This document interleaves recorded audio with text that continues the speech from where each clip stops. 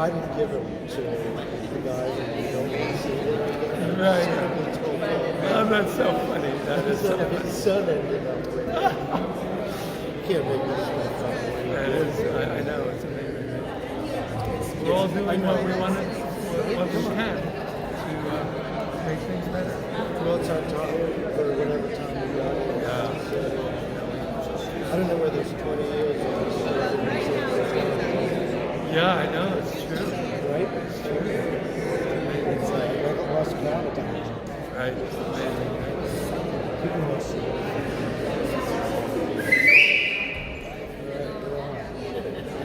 I think there's sorry.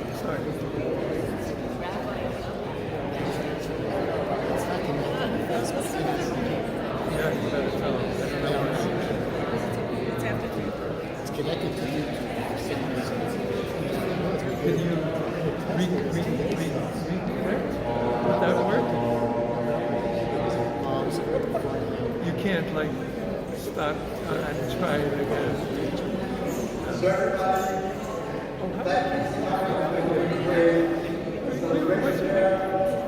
It's right. Exactly. There you go, on the screen. That's it. Good.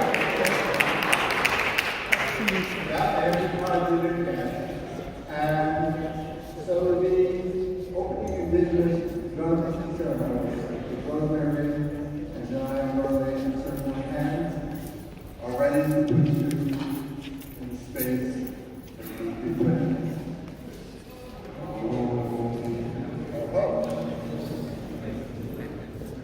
Where's the sound? Right? No. Oh wait, one time. Wait a minute.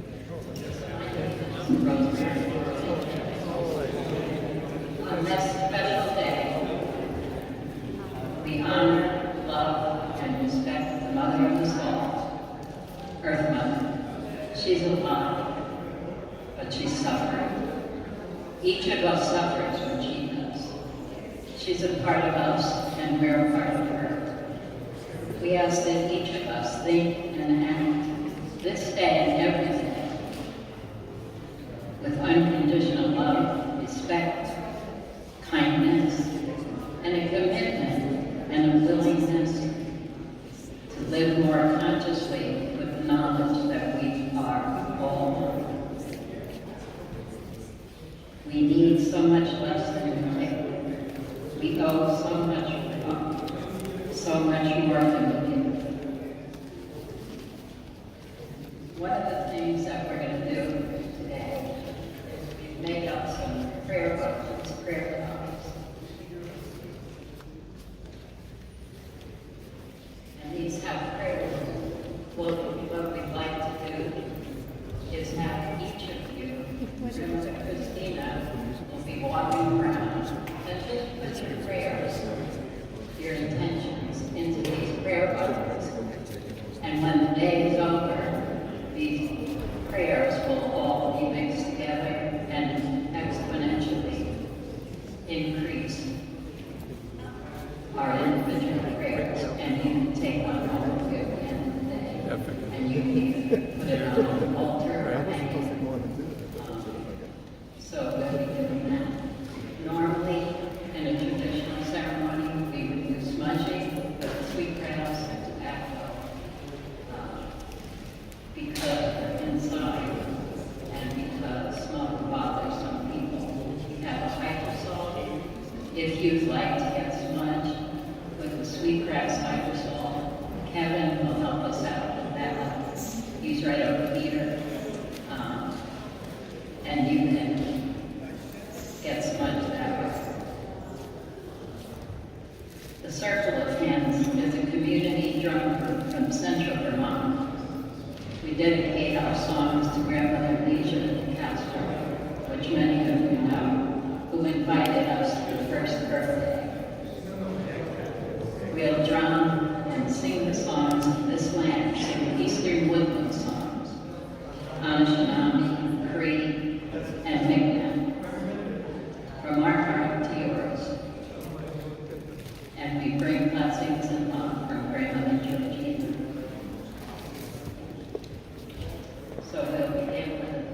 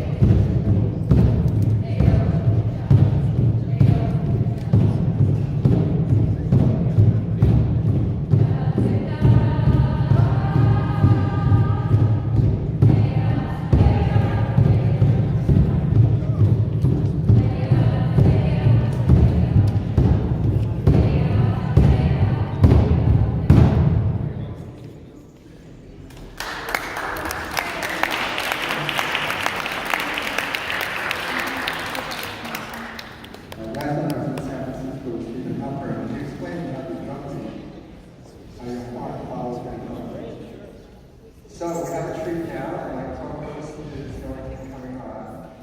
And her name is Kristen Marie.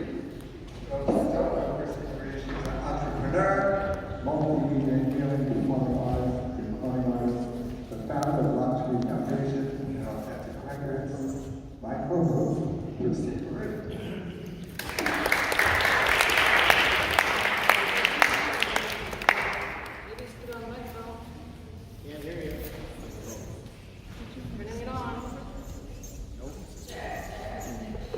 Hello, New York. Hey. Welcome to the 16th annual World Peace Earth Day celebration and benefit. Can't hear you. Mic on? Microphone's not on. Mike. Hello. All right, let's go. Let's do a do-over. Let's start over.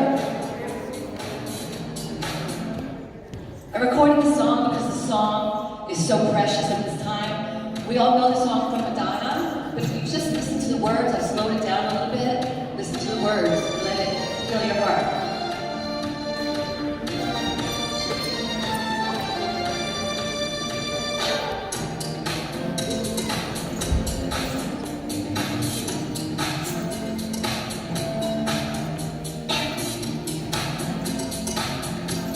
Guys, get up and around.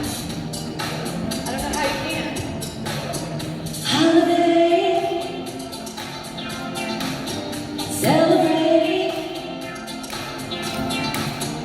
Holiday, celebrate. If we took a holiday, took some time to celebrate, just one day in our life, it would be so nice. Everybody spread the word. We're gonna have a celebration all across the world, in every nation. It's time for the good times. Forget about the bad times. Oh yeah, one day to come together, release the pressure. We need a holiday. If we took a holiday, took some time to celebrate. Come on, let's celebrate just one day out of life. Holiday, it would be so nice to turn this world around and bring back all of those happy days. Put your shoulders down. It's time to celebrate. Let love shine, and we will find a way to come together and make things better. We need a holiday. If we took a holiday, took some time to celebrate, just one day out of life. Holiday, it would be so nice. Celebrate, holiday, celebrate. If we took a holiday, took some time to celebrate. Come on, let's celebrate one day out of life. Holiday, it would be so nice. Holiday, ooh yeah, celebrate. Come on, let's celebrate. Just one day out of life. It would be so nice.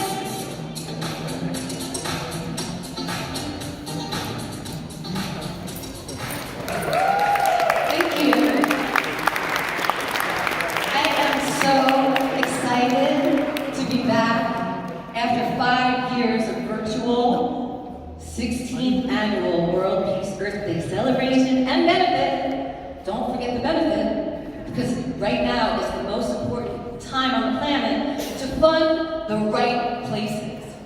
Put your money in the right places. We want to take the money out of the wrong places and place it into the correct hands, like Rick Ulfik from We the World, and Mitchell Rabin, and Andrew Kane, of course, and Mark Becker.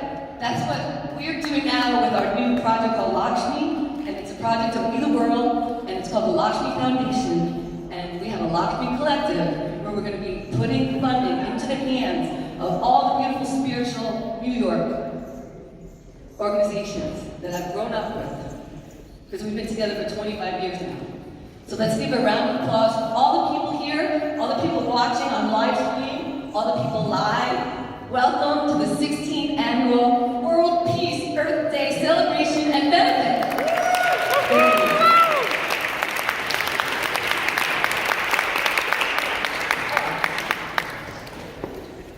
Madonna, eat your heart out.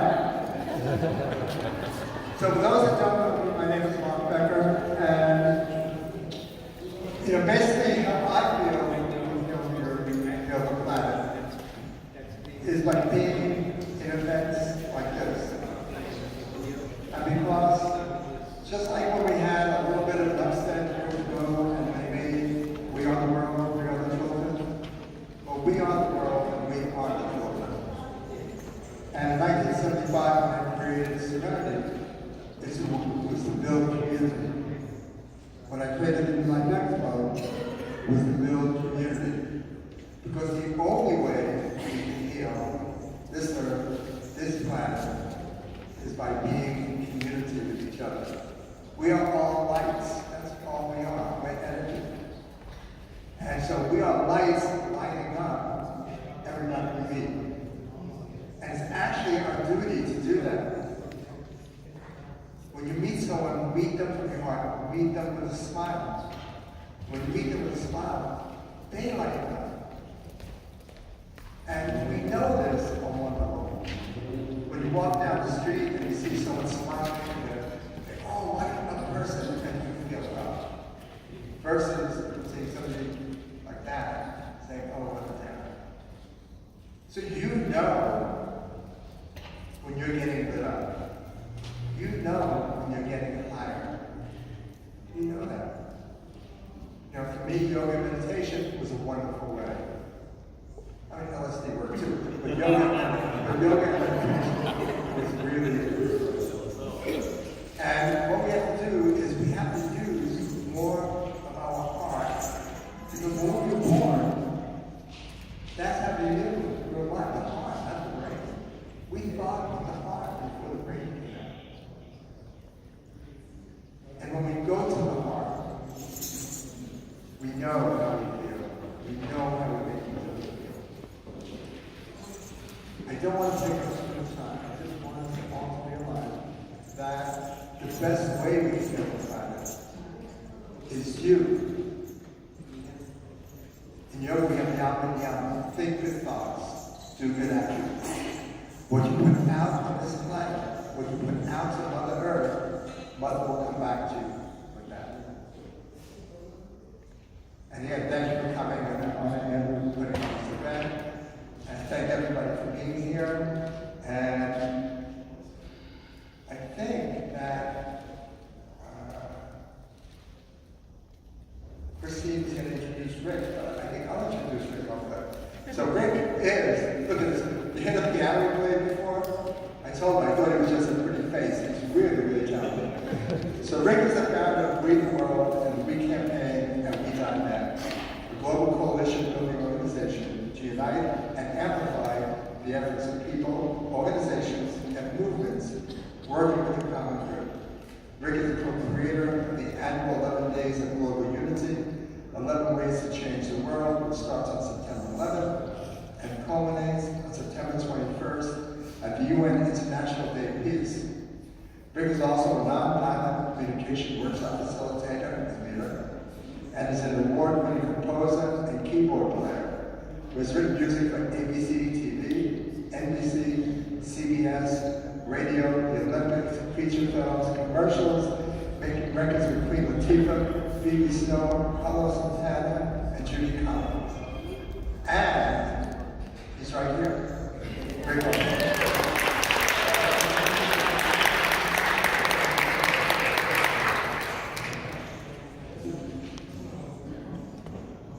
Hello. Thank you, Mark. Thank you so much. I have my little crib sheet here. Swing this around. So, thank you for joining us, and especially, let's thank Andrew, Kane, and Christine, Marie, and everybody who put together the Work of Peace Earth Day celebration. Thank you.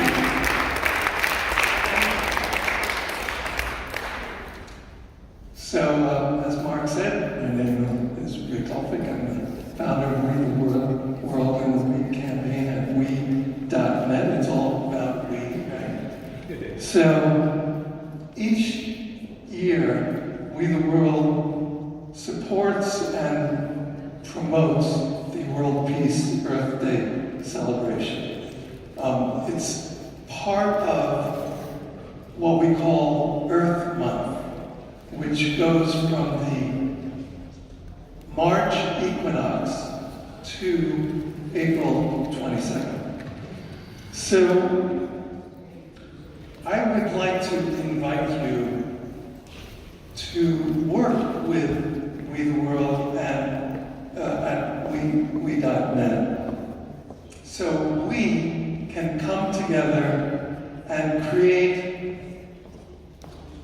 movements that are powerful enough to not just address challenges like climate disruption, inequality and human rights violations, poverty and war. We want to address what is possibly humanity's greatest challenge. I know I'm taking a risk by saying that, but I think it's true. The possible collapse of democracy, particularly in the USA, but also other places as well. And this is because of big money, special interests that have been involved with our politics, and the resulting minority rule fueled by extreme political polarization and intolerance. So I have even heard some people talking about this idea called soft secession, which is, some people think is beginning to happen in some states in the United States. Soft secession. I know it's a scary thing, but I think it's important to talk about it.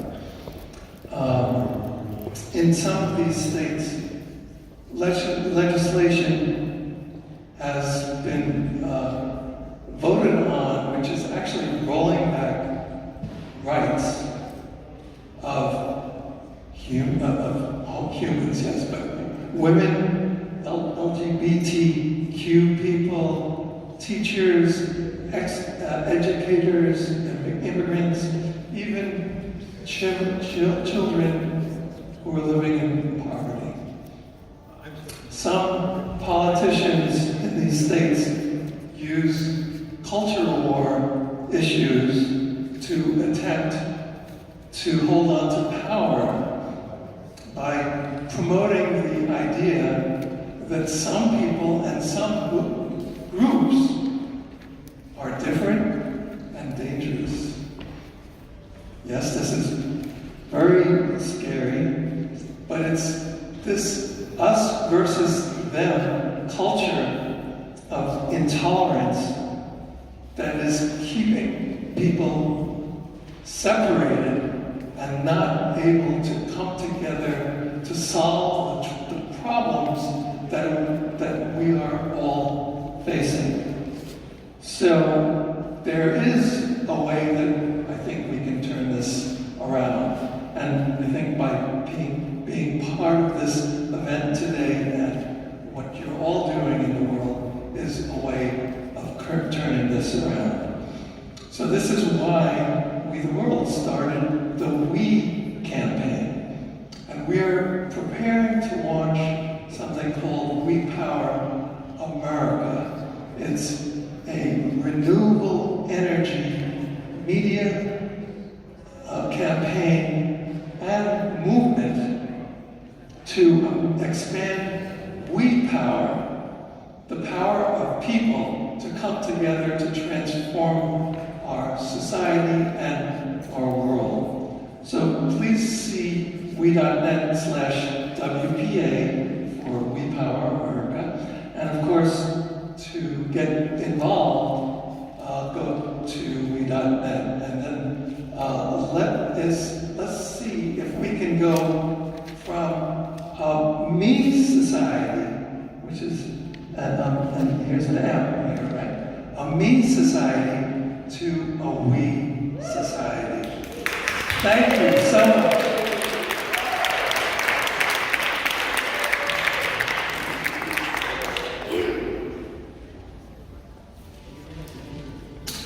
I like that. Read to me. So now, I'm going to be introducing Andrew Kane, a person who has a pure heart, pure soul. When he asked me if I would co-host, I was in San Francisco until 6 o'clock this morning, and I told him, of course, because he is pure heart, pure soul. So Andrew is the executive producer and founder of Planet Heart and the annual World Peace Earth Day celebration, which began in 2007. His passion for bringing people together in community, world peace, and oneness is at the heart of these events. Going by the name Reawakened, did you know that? Reawakened, his name is an acronym for his real name, Andrew Kane. He helps us to remember and realize we are all one, and that we need to work together collectively to create for better humanity and world. He's also a vibrational sound healer, poet, and photographer. Andrew Kane.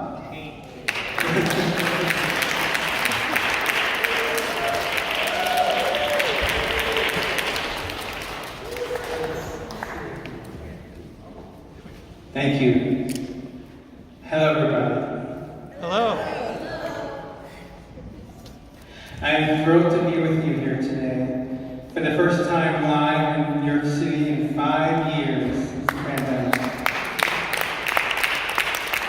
I wanted to bring back the New York spiritual community. We were doing it online for the years previous. You can watch many of our past celebrations on our website. They are all different and unique. Thank you, all of you, for being here. And thank you for those globally who have chosen to tune in online with the Bridge of Truth. We are here to awaken humanity's consciousness for a better planet, to celebrate our planet, and heal our hearts. This is Planet Heart. I got the name from God in 1998 when God told me to take the last letter of Earth and put it at the beginning of the word spelling heart. One race, one heart, we are all. One planet, one race, one heart, we are all one. One race stands for humanity. In 2007, God spoke to me again to birth an annual Earth Day event that infused it with world peace and unity. Most Earth Day events are just environmental, but I just wanted to include a little bit more. Years later, after doing these events, I realized that John McConnell, the true creator of Earth Day in the 1970s, taking place in the spring equinox, was a peace activist. But it did become April 22nd that year that Earth Day was globally recognized. Our event is also a benefit. All proceeds go to Planet Heart to support having these live events, and a portion goes to We the World. For those online, if you would like to support us, please make a donation by going to the Get Tickets link on our website, planetheart.org, and you can donate there. Just have a few short announcements. On the stage with us is Peace Lights, co-created by Pete Regina, who is here with us today. Raise your hand. It's featured as a universal symbol of peace all over the world. It has been shown on 7 continents at numerous events and on 4 continents during the Olympic Games. Also, there's artwork that you can see in front by Alana Stringer and Diversity Arts, who did my Planet Heart logo, and is here with us today, and her husband eating in the back of the table with mugs that you should buy. She will be on stage soon. Also in the back are New York City Friends of Clearwater and WBAI. Please help support and give a donation to WBAI Pacifica Radio. They are a community radio station that only gets support from listeners and has been a media sponsor for us all of our years. For those, that's great. For those online watching, you can go to WBAI.org to donate. There are donated cookies in the back behind the doors and some water in the front if you'd like. Please help yourself if you need that. In the bathrooms, I don't think have been announced. There's one over here and 2 in the back over here in the front. Okay, so as you came in, those who did not pre-register, I'm please asking you to go to the program that you have and scan the barcode, and please join our mailing list. It's really important that we have everybody here so we can let you know about our events each year. We would love feedback, and we also have a gift for you that we're sending you. We don't send too many emails. Those online watching can join our mailing list to be in touch. Go to our website and join there. So now, all I want to say is may peace prevail on earth. Enjoy the program and be at the heart of your own creation. Thank you.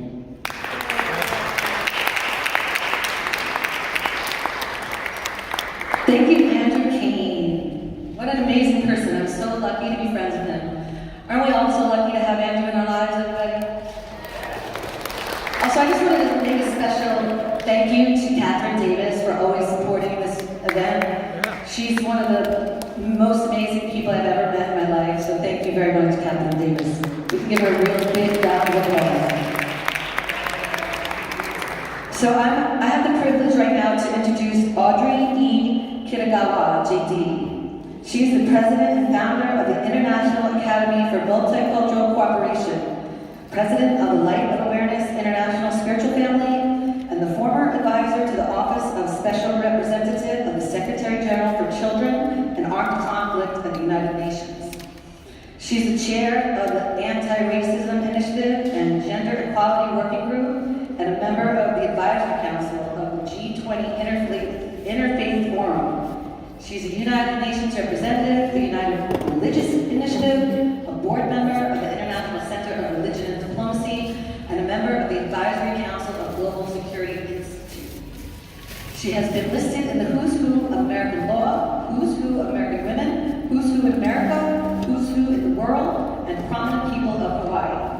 She's a recipient of the Ellis Island Medal of Honor, which celebrates diversity and the importance of immigrants to the economic and social success of the United States for her work in multiculturalism, Asian women's history, and empowerment and spiritual leadership.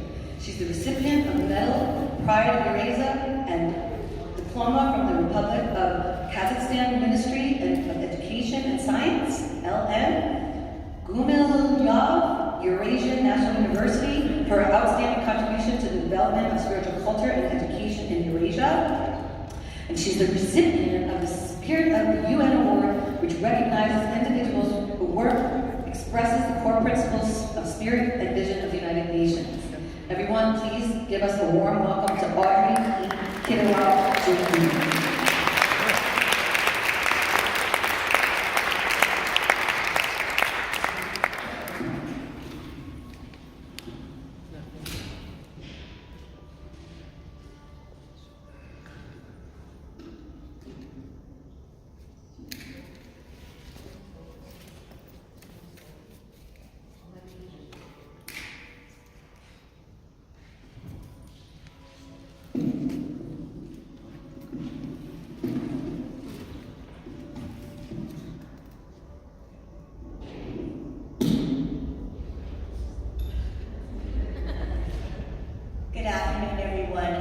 good afternoon from New York City, since we have quite a substantial spiritual community tuning in from Hawaii, California, and across the very different countries. And so I want to say aloha from New York City.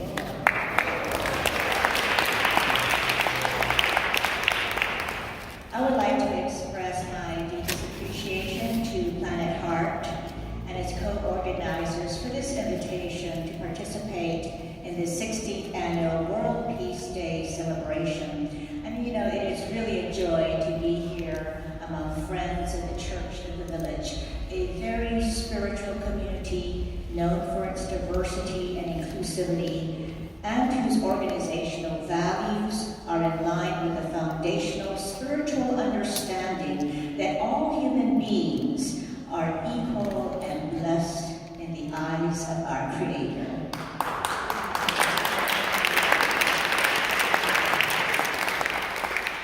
I was born and raised in Hawaii, where important events and gatherings are customarily opened with a blessing or a puli. And I would like to open my presentation with a Hawaiian invocation, which is captured in the misty rain of the Nu'uanupali in the Ko'olau mountain range on the island of Oahu.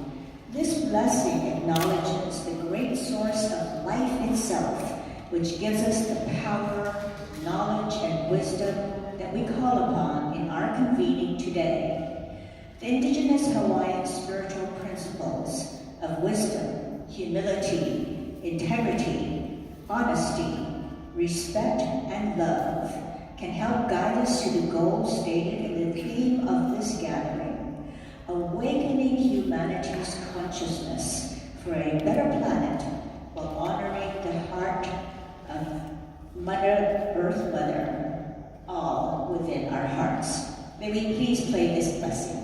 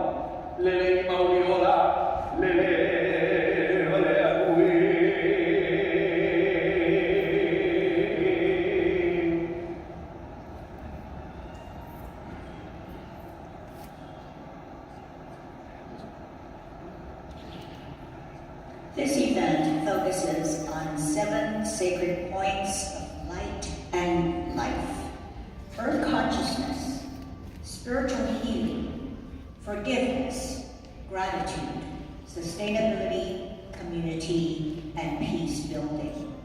Each one of these points represents an important spiritual value that must be manifested in our lives in order to change the trajectory of climate change and protect and restore the health of our beautiful, shared, and only home.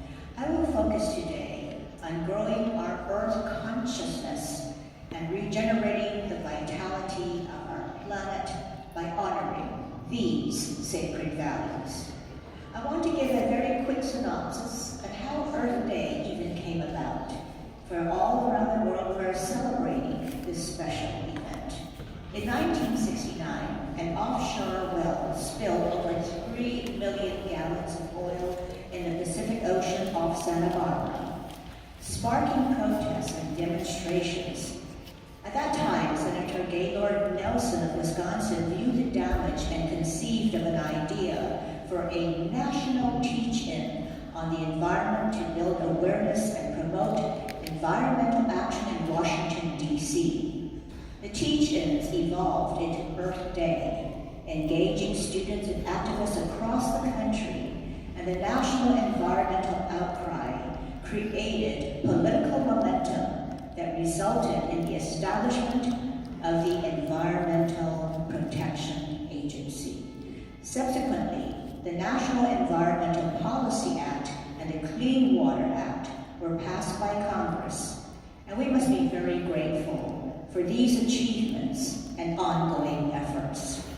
Since the founding of Earth Day 54 years ago, the human population has grown from 3.7 billion to over 8 billion people, and this places tremendous strain on our natural resources. An unchecked development driven by the race to feed the demand for minerals and other resources is damaging the environment at a rate that far outpasses the capacity of the earth to heal itself. Human activities are responsible for global warming, climate change, weather anomalies, and environmental catastrophes that directly or indirectly are resulting in the loss of lives, lands, health, and well-being. Now I want to share a little bit about the Lahaina forests on the island of Maui and Oahu in Hawaii, because it garnered worldwide attention as a devastating wildfire swept through the town of Lahaina. And many of you may have been to Lahaina, and it destroyed over 3,000 homes and historical landmarks, and taking the lives of more than 100 people. While the town is still struggling to recover from the disaster, there is poignant evidence of nature's powerful regenerative capacity. The historic, badly burned tree, its branches and leaves were blackened, and the tree was feared dead. It's a beautiful, historic banyan tree. But a Maui County arborist has said, every single day, when the sun comes up, the tree expands, and at night, it contracts. You can actually see this expansion and contraction on digital readouts. It's like a heartbeat. New leaves and shoots. The return of birds in the tree's budding canopy have raised the hopes of the community, many of whom are still homeless and unemployed due to the fire. Parts of the tree are damaged and will not recover, but it is alive, and its struggle to regenerate amidst such utter devastation is testimony to nature's remarkable resilience. Like the banyan tree in Lahaina, in the wake of disasters such as fires, floods, hurricanes around the world, native flora and fauna are re-establishing themselves, demonstrating the enduring regenerative power of Mother Nature, healing herself. Human life and health and well-being of communities depend on the health of our natural habitats and their ability to recover. But the growing frequency and intensity of wildfires, floods, storms, droughts, shoreline erosion, and other climate emergencies is surpassing nature's ability to heal itself. regenerative capacity, this aspect of wanting to live, wanting to be renewed, is found not only in that banyan tree in Lahaina, but in all of life itself, within you, within me, within the sacred given life to all of life, and we are all in this together. The dire consequences that have been experienced in many places around the world, where precious natural resources, including lands, forests, the air and water resources, have been altered, appropriated, and abused in the name of progress in the pursuit of profits. However, regardless of all of these things that speak to the dark side of human nature, we must always remember that in the gift of sacred, immortal, eternal life, which we have all been blessed to receive, is that regenerative capacity that speaks to life wanting to live. So each of us has that capacity, and there is so much hope through you and myself, and with the beautiful opening drumming of the indigenous peoples in whose land New York City has sprung about. We recognize that the indigenous peoples have a high degree of earth consciousness, caring for the land according to wisdom based on generations of respectful interaction with nature, steeped in cultural and spiritual traditions that honor the oneness of life and regard for the natural world as family and sacred. The cultural and spiritual traditions of the indigenous peoples around the world have endured for thousands of years, far longer than the few centuries since the colonialists usurped their culture and heritage. Their relationship with the natural world is characterized by a deep sense of responsibility, spirituality, and interconnectedness, emphasizing the need to protect and preserve the environment for future generations. Life is sacred for them and for all of us. The planet is Mother Earth, who must be honored, respected, and loved. And the elements of land, sea, and air are family.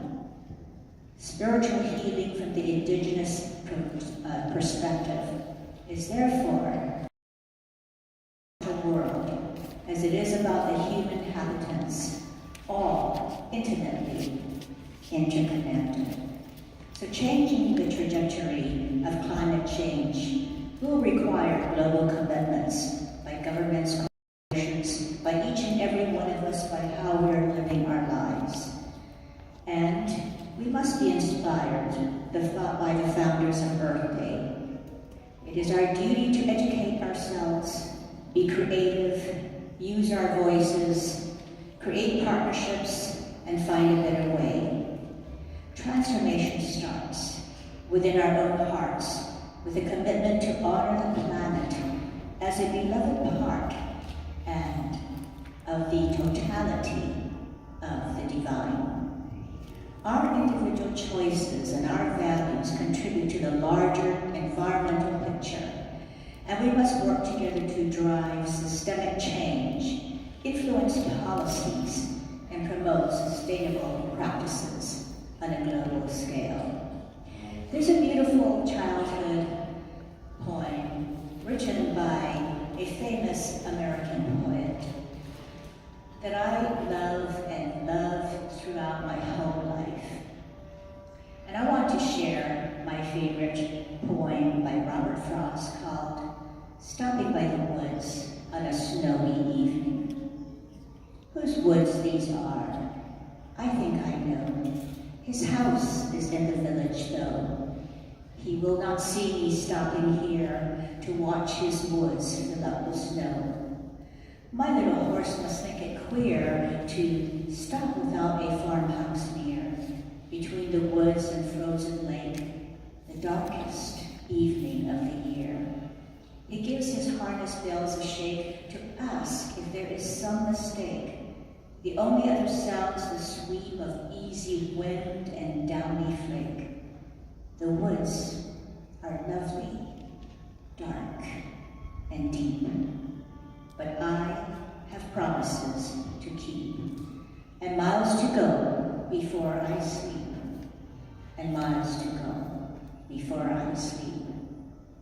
Yes, earthly life is very short, and we, each of us, have miles to go, while we have the privilege to have this opportunity here and now in this lifetime to do the best we can to keep raising awareness and advocating for the preservation and restoration of our Mother Earth, because her health and well-being is critical to our health and well-being.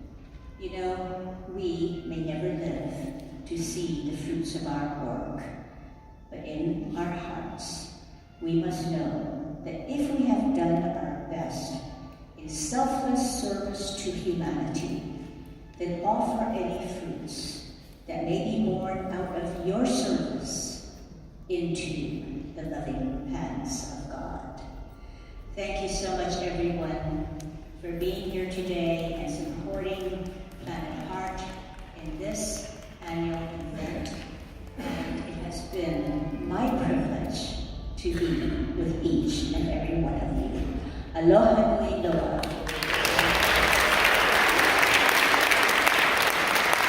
Thank you.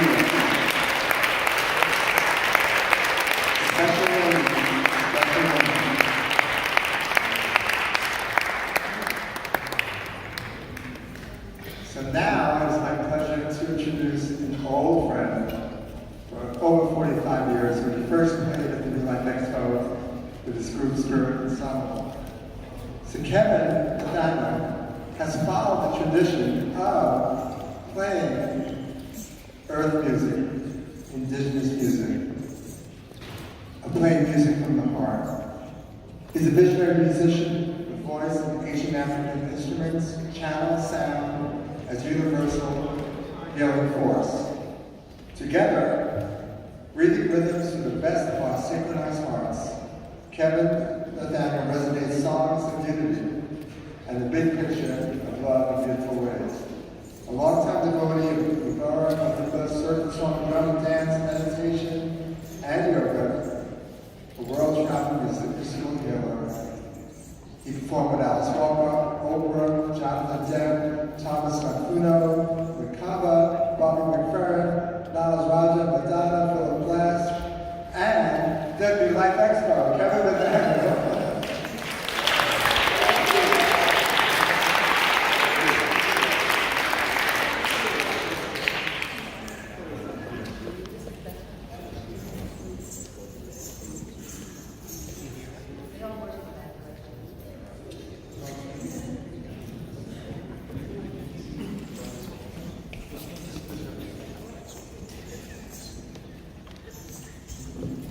Check one, check two. Okay, how's everybody doing? I am so excited and so honored to be here, and I'm just beside myself. See me over there? I just want if everybody, let's raise the light voltage a little bit. If you just join me with a illumination, you just go like this.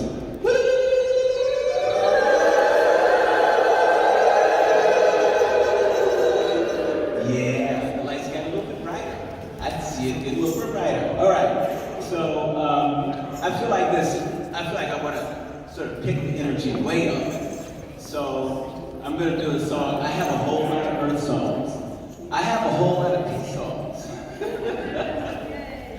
And I just want to mention before I do a song that's kind of like both all together, because I'm going to frame it that way. But then, this whole thing that Andrew did, another big round of applause for Andrew, because he said this is World Peace Earth Day. And when he said this is World Peace Earth Day, one of the stories that a lot of us know about is that Andrew got censored. He got shadowed. Okay? A lot of us know about that. because there's something in that message, world peace, Earth Day, that some of the corporations that are in power are not hearing it right now. So I want everybody to think about that, because really that message is crucial for us to send out to the world, that world peace and Earth Day are together. That's one message. One message. And we wish peace upon every little village, hamlet, village, town, hill, mountain, valley, insect, animal, person, people, peace upon everybody. And we wish it massively, peace and prosperity upon everybody. Salam alaikum. So with that being said, now I'm going to play a peace song.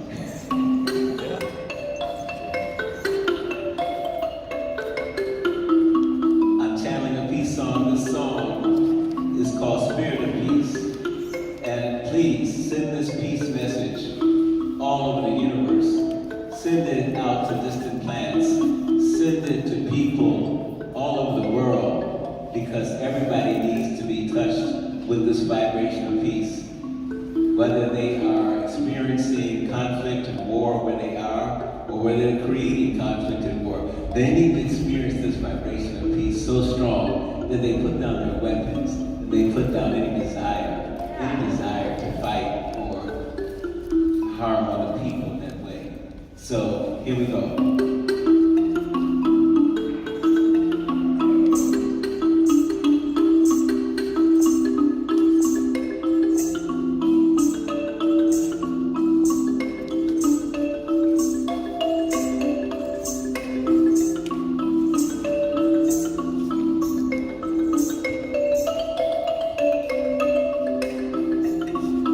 Feel the spirit of peace all in the air. Hearts and minds everywhere. Feel the spirit of peace moving all around. Through the plants, through the trees, even through the ground. Feel the spirit of peace deep in your heart. Because that's where our brand new world is about to start with us. Because the peace train is waiting in the station, and that's your heart. We are universal citizens. We are all one. We are all one nation. Yes, we're all one. Experiencing life under this great, beautiful sun. One humanity. One people, one family. What we do to one, we do to ourselves. What we do to ourselves, we do to one. It's called Ubuntu in Congo.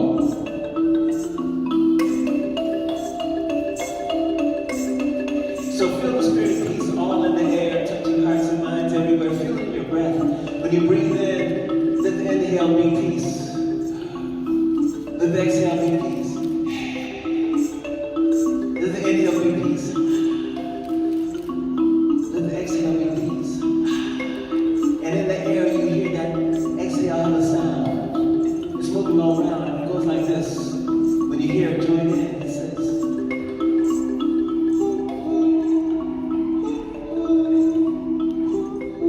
sound of peace.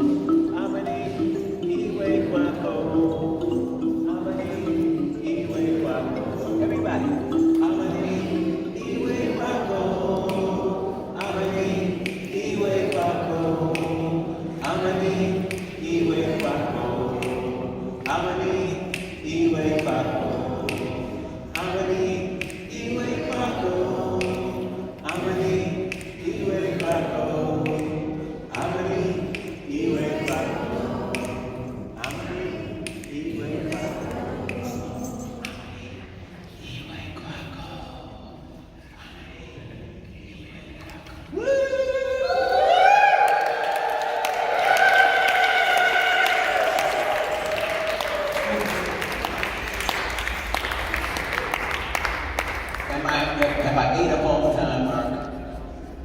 How are we doing on time? Got 2 more minutes? Do I have 2? 1 minute. Okay.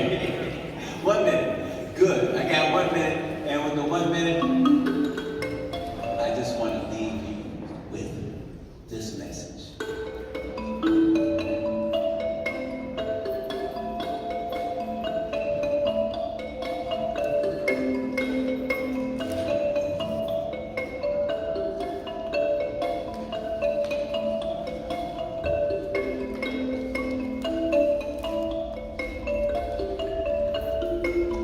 Someone asked me what I would like to see. I'd like to see all people living in peaceful, happy, free. Come together, everyone. Come together. Talk about liberty. Yeah, talk about liberty. Talk about the beautiful world that we want to see. Send the vision out for healing for the world.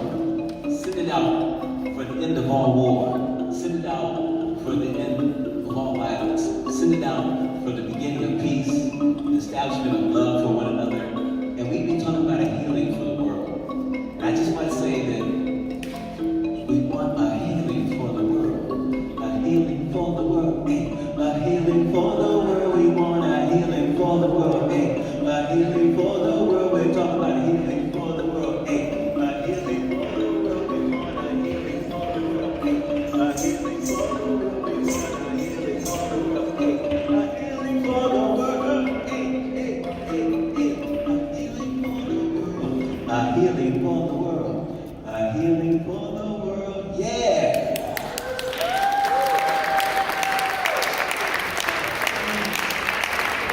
Thank you so much. Thank you again, Andrew. Thank you, Mark, my brother. Long, long time ago. My brother from another mother. All right.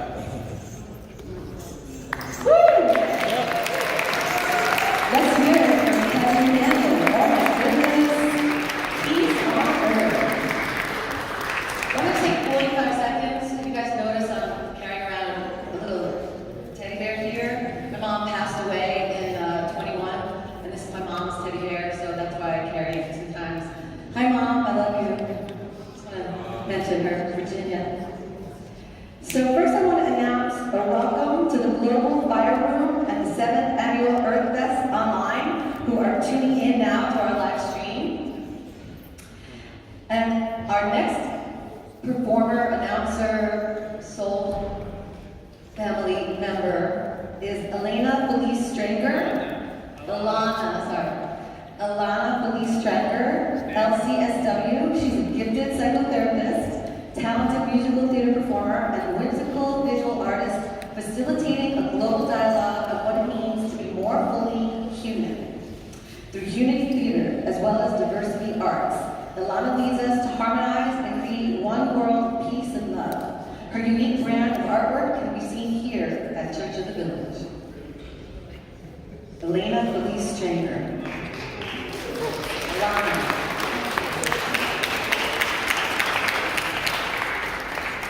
Hello, everyone. I'll just pronounce my name. I'll tell you about my name because it was pronounced not the way I usually pronounce it, which is fine. Thank you, Christine.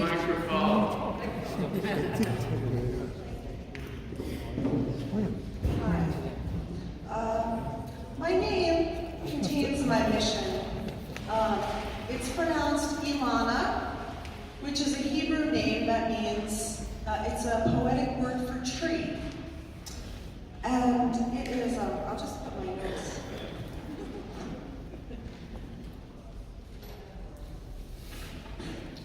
It is an honor to speak to you all today. And we are a cohort. We are a slice of humanity.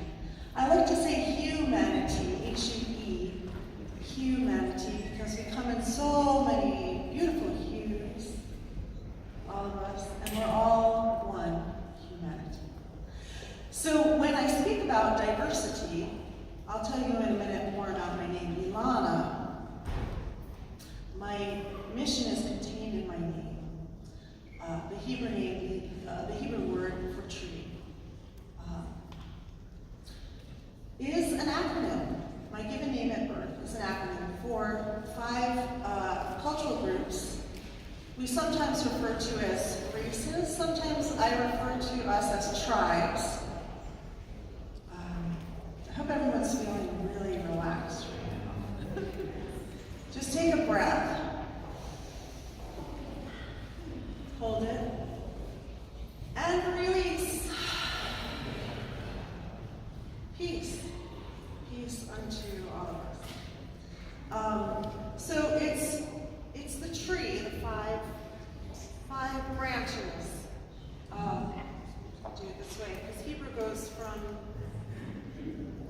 say it again? Right to left, thank you. So this is E for European, L for Latino, A for African, N for Native, and A for Asian.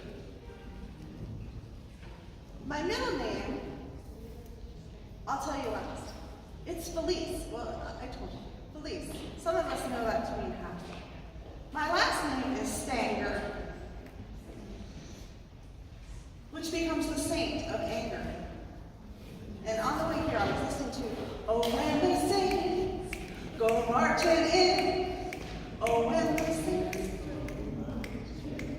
because I used to live in New Orleans. So I'm a happy saint of anger. I transform the R in anger for rage to an L for love. That's my mission, is healing the anger that is a byproduct of social oppression that all of us experience in one form or another. My work started when I wanted to heal or help to heal racism, and from there I extrapolated to more groups, more cultural groups, LGBTQIA, and Jews, my own group, and women, and people of all cultures, on and on, children. And today we're here to think about the earth. Or actually, I just wanted to ask you, I feel confined by this microphone and also the timing. I only have 5 minutes to speak with you in total. So I just want to ask you to call out if you're not feeling shy, which some of us may be feeling and shy, but if you're feeling a little bit willing, a little bit ready, a little bit able. Why did you come today? First think about it. Why did you come today? What was your intention? Yeah. This is what the world needs. This is what the world needs. Celebration. Celebration. I heard unity. I heard love. Resonance. Resonance. Song. Community. Connection. To create a critical mass on the planet. Being a critical mass on the planet. Wow. I am peace. We all need peace. We all need peace. So, in the interest of time, thank you. I'm sorry I have to close that there because we could go on and on and on. One more? Raise consciousness. Raise consciousness. Thank you. So, Everything alive. feel fully alive. Everything alive. Everything alive. So, I'm going to say thank God. Yes? Feel the energy Feel the energy. and spread the divine energy. Spread the divine energy. Yes. Friendship. Okay, I heard that one already. So now we're full circle. Full circle. I know I didn't hear from everyone. But in your heart, just take a moment and say, or tell someone near you, or say in your heart, what did you come for today? Tell someone near you. What's on your mind? What's on your heart? What you want to get out of this? Angelica. To honor Mother Earth. To celebrate our divinity.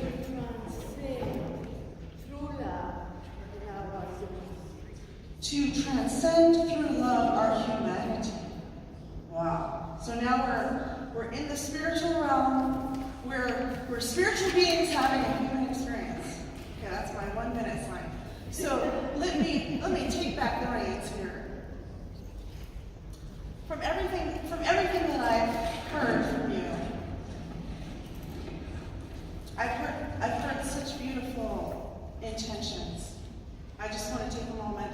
We've heard, I hope that I've reflected back to the group here what you all have said, and you've heard me say it. If you didn't hear the person directly say it, I've tried to say what I've heard. Just think this for a moment. Take a breath in.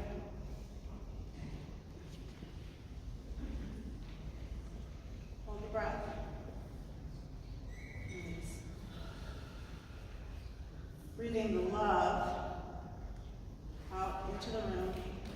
Let's do one more. Inhale, breathing the love.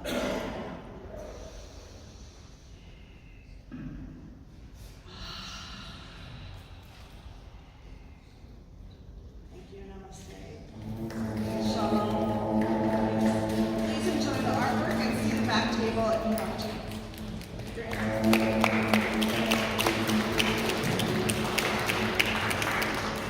Thank you.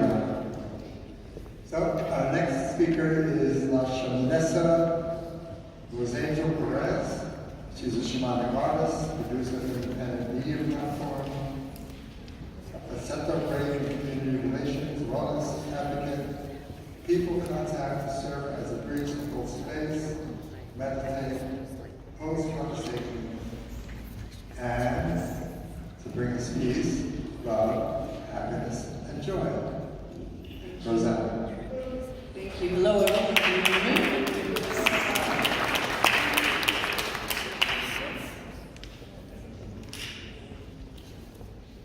Hi, it's so beautiful to be with all of you today, to be with this beautiful presence, to see Mark. Thank you, Andrew, for inviting me to see some of the old faces, some of our teachers who are in this space. The reminders that everyone is needed at the circle, every single one of you. And I'm so happy. My heart is filled with gratitude because Andrew decided to call back the spiritual community of New York after 5 years. So I This song is called Activate the Love Frequency, and it was gifted to me last week. I had to learn it. So I want to dedicate it to you. And if you want to do some tapping and feel it in your heart when I start the song, and just remember that it's important to honor all of your emotions, it's important to heal, and it's also important to know that love is always around each and every one of us, and that love is the greatest force. Are you ready? Yeah. All right. Can you please join me with an inhale? Hold it and sigh out. Oh, that felt good. 2 more times. Inhale. Hold it, and sigh a little higher. And one more time. And woo! Thank you.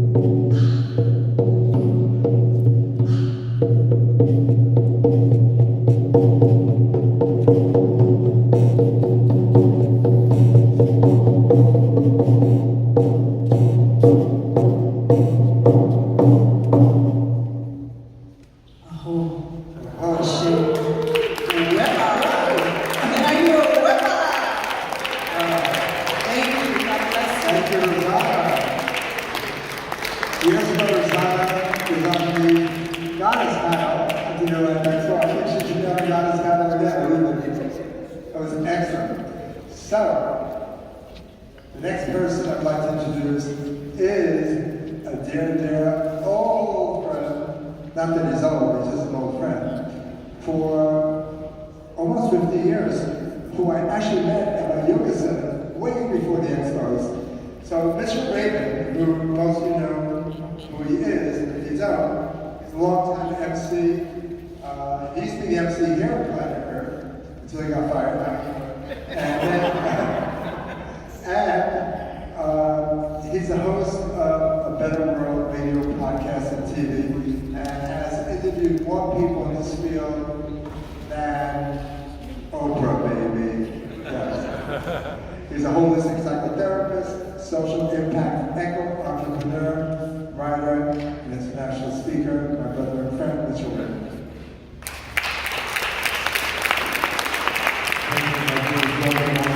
Great to see you all. Wow, I feel very welcome here and very glad to be here.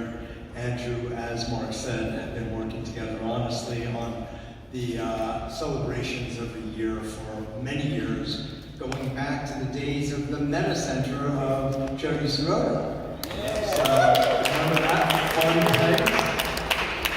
Oh boy, I missed that place. Anyway, in fact, let's do it again, Jody.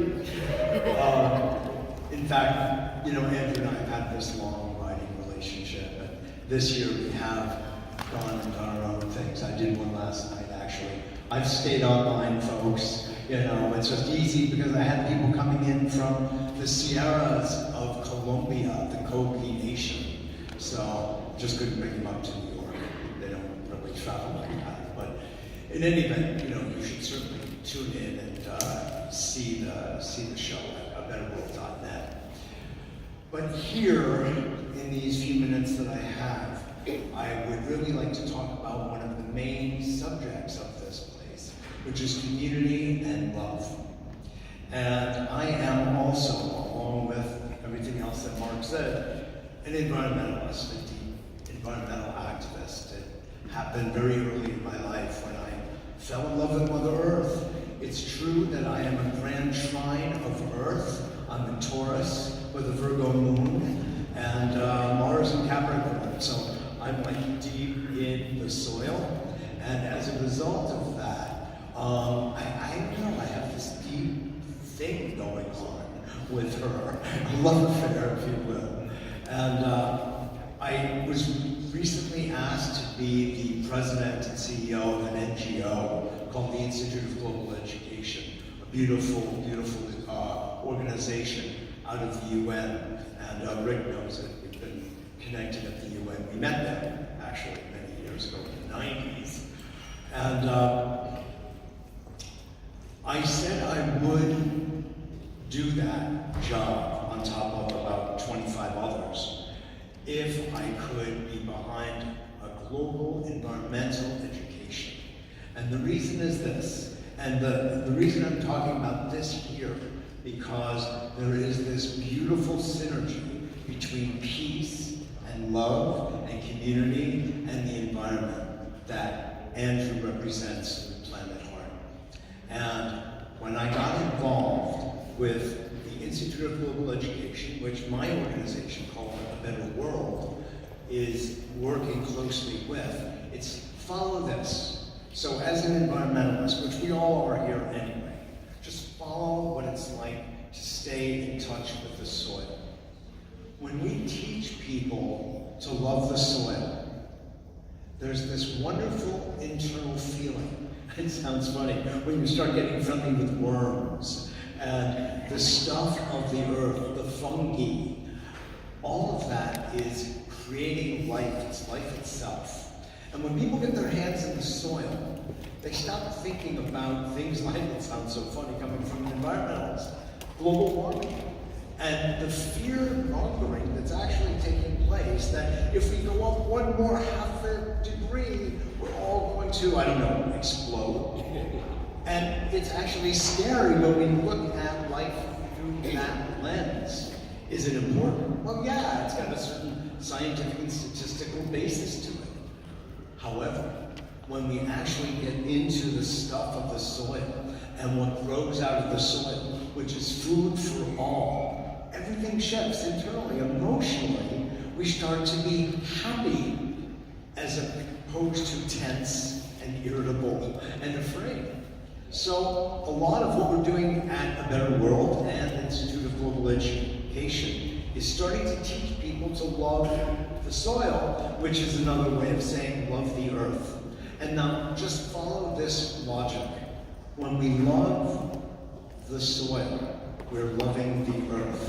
When we grow inside that soil our food, we are solving world hunger, because everyone at home in their own backyard, in villages across Asia, across Africa, across South America, everywhere, have food right there. And because of some of the principles of regenerative farming, because of the principles of this thing called permaculture, people in the same square foot can grow more food.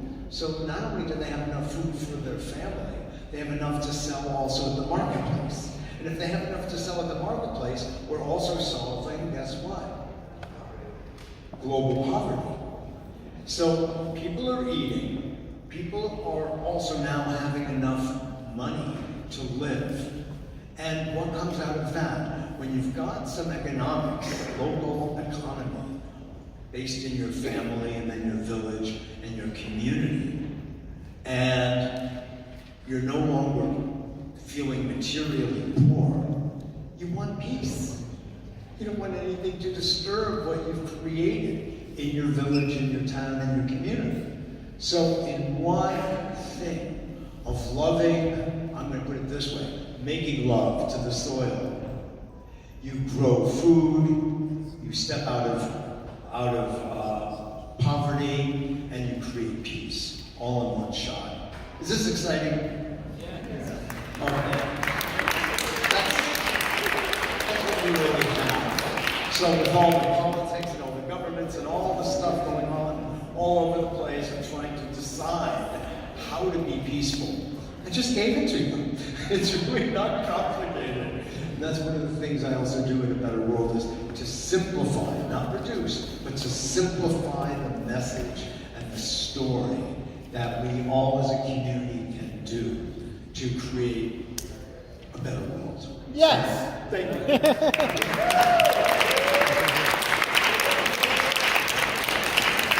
Thank you so much, Mitchell Lady. Awesome. Well, I have the ultimate pleasure right now. Oh, first I have to say hello again to those watching us through the Bridge of Truth page live stream, along with Sign Network's Wave on many pages on Facebook. And we're also having joined us at 4 p.m. for a watch party is the 8th Fire Continuum Sacred Infinite Fire Festival in the Global Fire Room. Welcome, welcome, welcome. Please share the link with others to join us too. This is a benefit, so please consider making a donation to Planet Heart by going to planetheart.org to the tickets link, and there you can make a tax-deductible donation. So, Priestess El Pellegrino is such a special soul. I think you can feel her. I always know that I have little hearts and flowers coming out of my heart whenever I'm around her. She's a quantum healer, intuitive visionary, hypnotherapist, life coach, global energetic healer, founder of a holistic community, Age of New Beginnings, with 10 years of TV programming, expos, retreats. She has 2 wedding event venues on Long Island, Windows on the Lake, and Beach Club Estates. She was executive producer of 3 movies, The Streets 3, Devil's Order, producer of Good Samaritan and 3 movies on Amazon Prime, The Streets 2, The Streets 3, it's a little bit hard to say, The Streets 3, try that, and acted in 8 films. It is my ultimate pleasure to announce my friend and soul sister, El Pellegrino.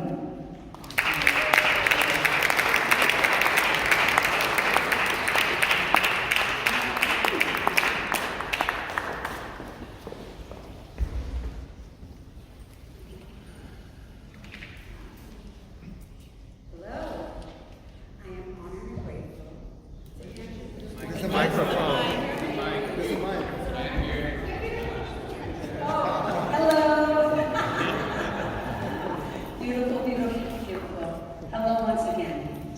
I am honored and grateful to Andrew for this wonderful event that brought us all together. And on our birthday, I am Priestess Ellen. Where that comes from is, I was born as Ellen. And as I evolved, Ellen was one of the names of God.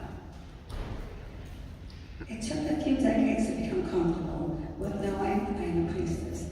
And I am here to remind everyone that is who you are. The essence and the light of God. I created the age of new beginnings is to help each soul shine and to enlighten the world out of fear, chaos, and confusion. And if you desire, take a moment and breathe. Be a tree that is deeply rooted and allow your strength to hold you strong as the wind takes away sadness, fear, and despair. As an ocean that is constantly being polluted, envision the waves, currents, and the sun cleansing and clearing away all toxicity. As you see the sky getting poisoned by chemtrails, your God and the angels spread their wings and move rapidly, transforming and energizing to high particles of light, that we have new dreams and miracles that we desire. It is up to us to co-create our lives in this new world. This is a time of the age of Aquarius, to magnify our light from darkness and envision our future as one of an awesome beings. A new world, a time of possibilities and opportunities that will never be forgotten. Only if we have faith, trust, and with love can we find our way to happiness and joy. Lines that we speak positivity, watching the power of our words, that we energize our reality. Taking back what we were born to experience and seeing the world as beautiful and precious. Also understanding that our thoughts have a profound effect on our lives. Think only of the best. Living consciously and in our truth that only applies to us as we live with the knowledge of the power that comes from within each one of us, from our own soul. The love and light of God is infinitely more accurate and on point with what we project.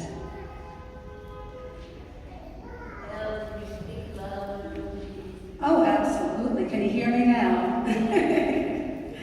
So please put out love and see the new world love out the universe like never before. And know that you are doing your part by being the magnificent light you were born to be, with love, kindness, and compassion, respect for one another. Nirvana is right around the corner, and only you can make it possible. So I thank you all for being a part of this amazing journey of discovery and sharing your love for one another.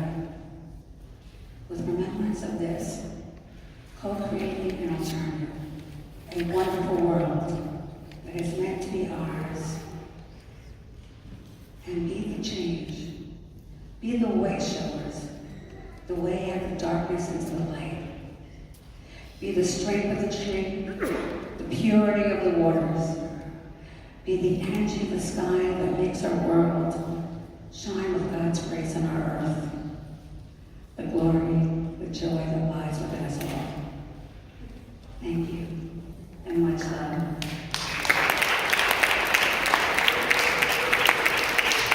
Thank you. I think Ellen should print that out because it was a great affirmation. Yeah. You think so?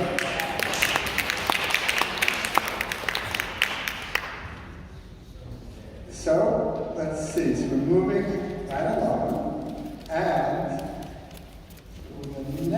our next guest is Derek Marshall Newman, who is a medical healer, masseur, wellness coach, yoga teacher, and a singer of sacred music.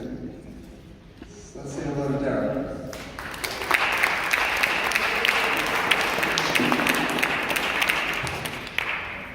So many microphones. Is this one on? Yeah.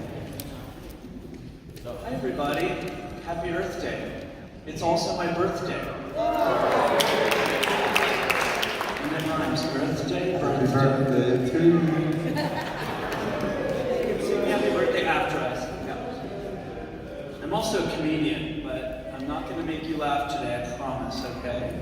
But laughter is really one of the greatest healing forces. Remember that. So, I grew up non-Jewish in a Jewish household, or I grew up Jewish in a non-Jewish household. Does that make sense? Yeah. My parents grew up in Flatbush. They moved to New Jersey, California, Paris. We went to churches more than we ever went to synagogue, and I didn't even know what Judaism was until I was 12 years old. I got a bar mitzvah, and I learned all the Hebrew songs, and one stuck with me my whole life, and I've sung it in many places. And it's a peace song, and many of you have heard of it. It's from Isaiah 2, and the words in Hebrew mean in English approximately this. I mean, there's so many ways to interpret the Bible. God will judge between the nations and will settle disputes for many peoples. They will beat their swords into plowshares and their spears into pruning hooks. Nation will not take up sword against nation, nor will they train for war anymore. Now, that's a pretty heavy-duty line. Now, it's interpreted differently, right? I mean, if we could bring that to fruition now, they would just simply stop having wars, right? Christian Zionism believes that it's all a setup for when Judgment Day happens. But what's the opposite of that? Let's all be free from violence now. Let's all treat each other with respect and kindness now. So when I sing this song, I try to invoke that energy in an Ashkenazi way.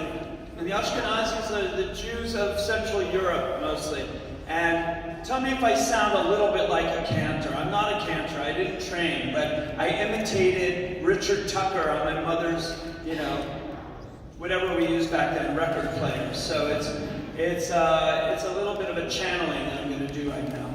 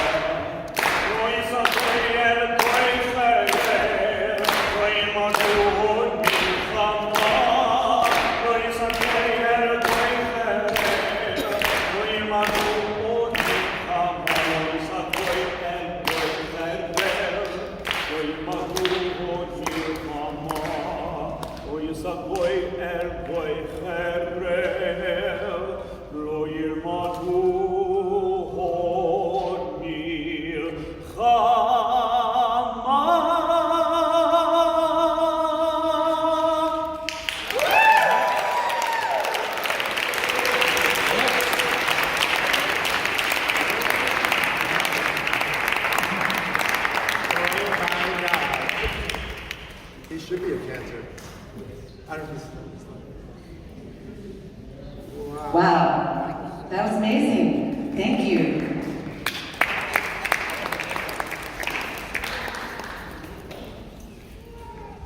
So I'm here to mention again those watching through the Bridge of Truth, the live stream, along with Scene Networks, Wave on many pages on Facebook. We also have joined us for a watch party is the 8th Fire Continuum, Sacred Infinite Fire Festival with the Global Fire to join us too. Please share the link with others. This is a benefit, so please consider making a donation to Planet Heart by going to planetheart.org to the tickets link, and there you can make a tax-deductible donation. So our next person is going to be performing, presenting. We welcome Angelica K, a native elder. Kubinis, I apologize. She's a native elder and medical intuitive. Angelica is a world-beloved healer and leader, an ordained minister, spiritual teacher, poet, and composer. Born in Ecuador, Angelica has devoted a lifetime of service to people and communities, large and small, locally and globally. With her deep wisdom and compassion, Angelica is a true inspiration to countless awakened and awakening human beings who treasure her presence for embodying divine healing, love, and life, offered selflessly to any and all requiring healing and to all life on the planet. Angelica Kubinis. Yes.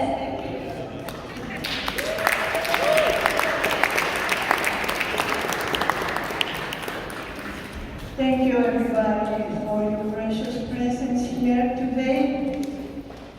In the wellness of consciousness, I'd like to say good morning, good afternoon, good evening to our wonderful community. We are in good company. Our love, our hearts, our thoughts, our messages are reaching all around the planet. Andrew, thank you for making this event possible. We love you and appreciate your efforts. Thank you. Beloved ones, I am humble and grateful to be here to honor our blessed planet Earth, our one and only home that deserves more than ever our care, our appreciation, our gratitude to make a difference. We all have a part to play. No deed is too small, nor is a deed too great to make a difference in the here and now. It is imperative that we all honor the gathering this day for the awakening of consciousness. We have been dormant, we have been too lax, and the urgency of the hour is to take command in our own lives to do our part.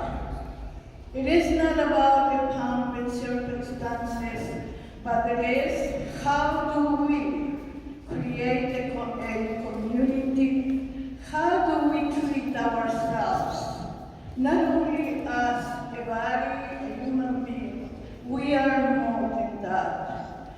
We are divine beings embodied in a physical form to express, to co-create, and to cooperate and learn from Mother Nature. I am proud and reverently humble to bring to you the sounds of my ancestors. Speaking about the soil of the earth, I remember in my infancy, there was a matriarch in my region. She grabbed a handful of soil and prayed. And she gave it to me. I was nervous because her hand was deep in my little hands. I did not want to drop 1 little grain of earth. And she says, do not worry. What you feel within your hands will carry you apart. If you remember that in this day I pray over you, and what I am praying for is that Mother Nature continue to be generous as long as you care for it. Those words resonated in my heart and my soul, and through the years, I cannot tell you how important it is for me, the vibration that I felt from that great grandmother, lovingly teaching me the importance of Mother Earth. It was in the harvesting of the potatoes. She showed me the worms, and she says they are not only eating the potatoes, but they are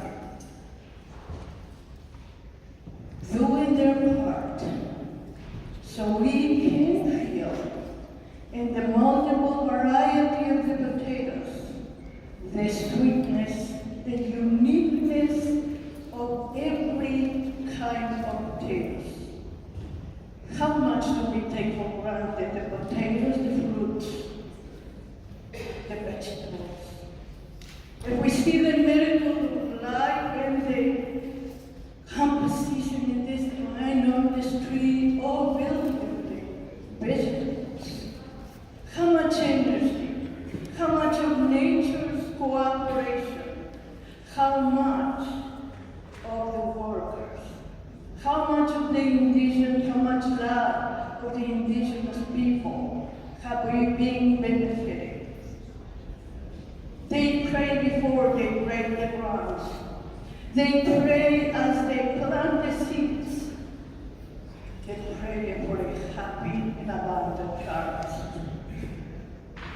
How much work is required to bring the harvest to fruition?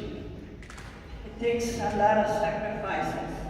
It takes a lot of work that we take so much for granted. I bow to the ancestors, to the indigenous people of now who are so generously endeavoring to teach us. Let us learn from them.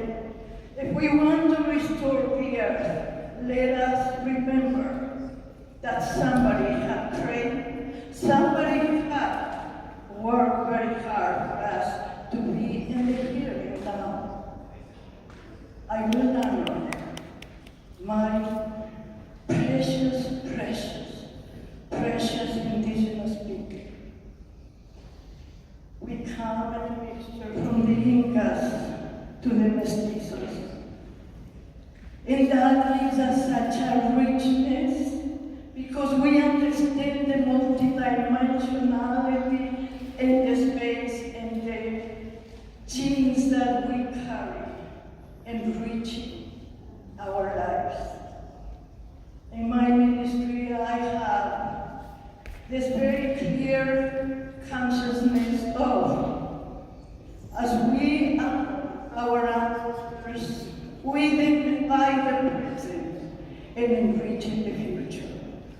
I pray that the echoes that I heard from my ancestors, the histories and the stories that I was playing as a child and yet understanding the depth, the concern of our ancestors. I want to bring to you the codified tools that was registered in my consciousness as a child. Then I will bring you the message and the sounds from the deep of the earth, from the depth of the earth with the awakening. How much are we resonating with the awakening? If we do not will to awaken, nothing will happen. Nothing happens when we try. Something happens when we will it. We will to do something. We will to make a difference. We will to feel better. And I will bring it to you, the echo of my ancestors, unifying the heart of the earth with the universe.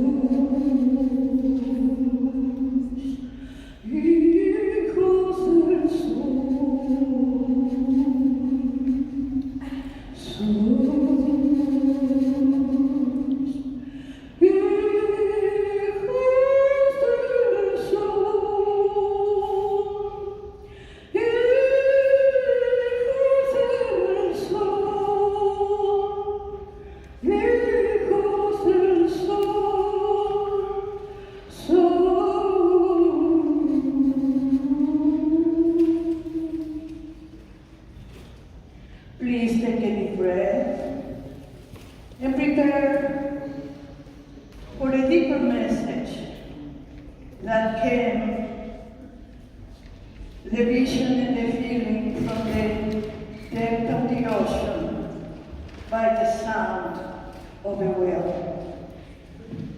I believe there was not one, but many whales giving the message.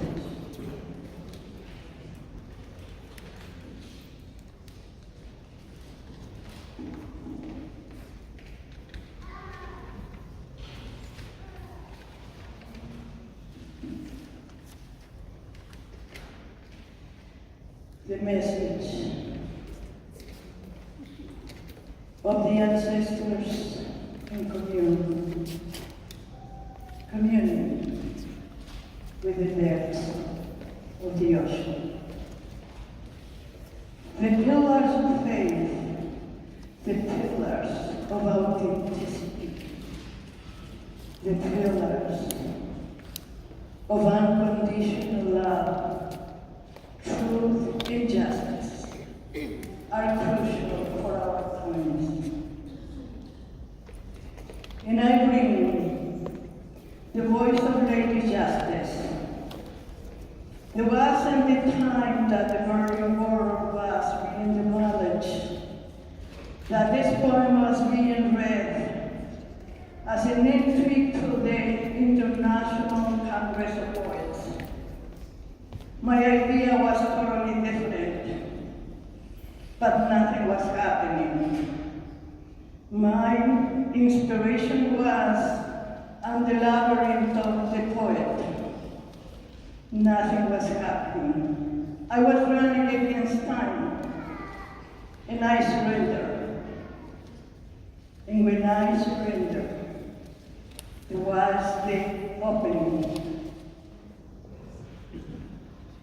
of the most powerful experience that it was challenging to my entire being. beloved ones.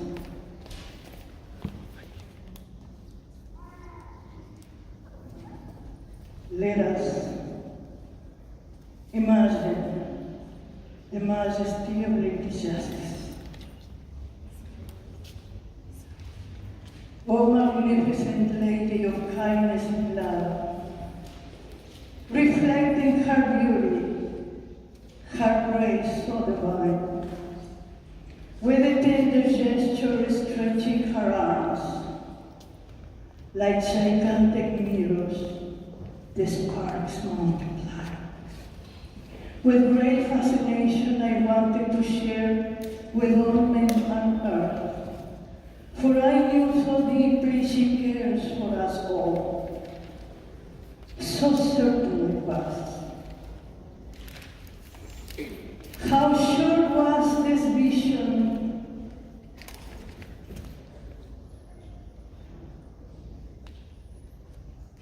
In this crucial time,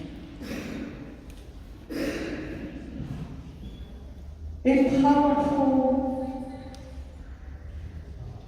moment changed the whole thing. I looked for the lady. I could see her face. The pieces of mirrors all smearing blood.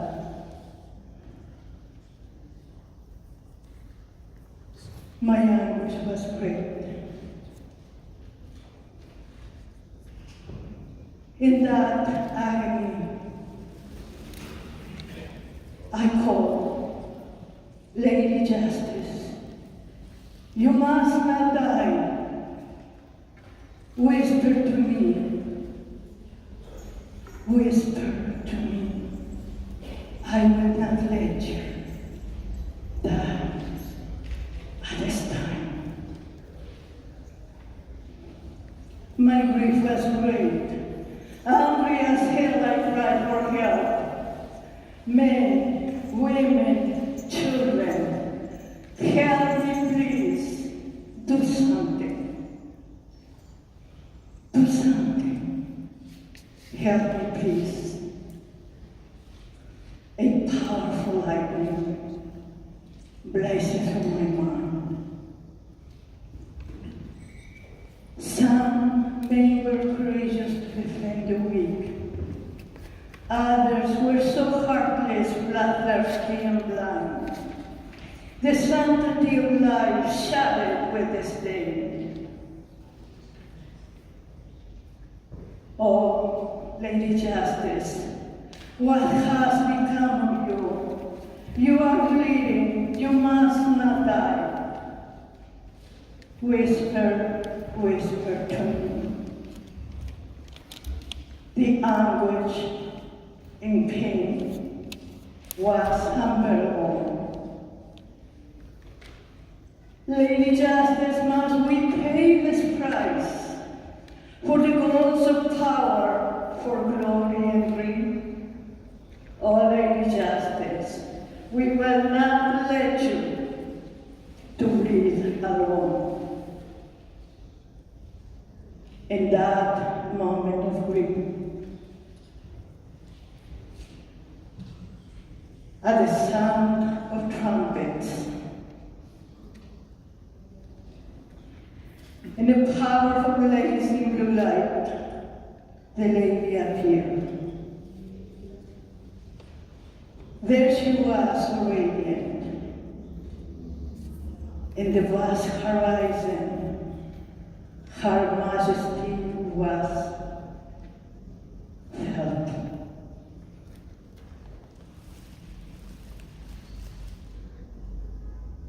In those agonizing moments that changes with the light, there she was, so radiant again, Her Majesty. The world became small. and at her feet were kings and magistrates. She softly reminded to the human race, no one is above, no one can escape, no one is beyond her power and mind. The promise came through. The lady is alive. The lady is alive. To awaken us to your reality. And I will close with a message from the sea. Awake, awake, awake, awake, awake, awake, my sisters, awake, awake. Awake, my brothers, awake, awake, my sisters, awake, awake, awake, my brothers, awake.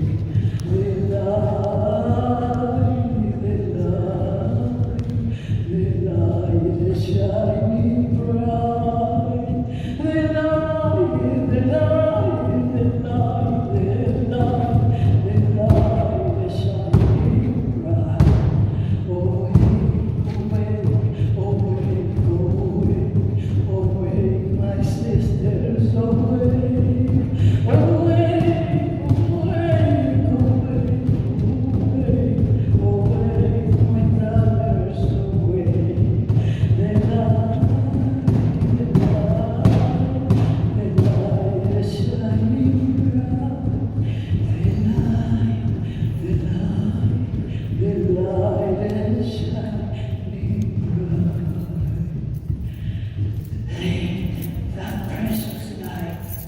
Within your hearts, shine through. As you leave this place, go singing, this precious light of mine, I'm going to let it shine, and let it shine, let it shine, let it shine. Thank you, thank you.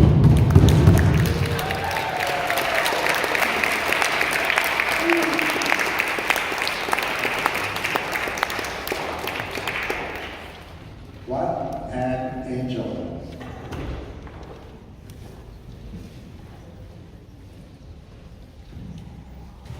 So our next guest is Yuma Maya. Yuma Maya is a musician, sound and gene healer, percussionist, drummer, spends half his life performing at festivals and touring with sound healing in Colombia, Guatemala, America, Canada. So he's been chosen to create music for sacred Mayan ceremonies in New York City, with elders from Guatemala and Mexico. And his side gig is an accomplished tattoo artist. So let's welcome Yuma Maya.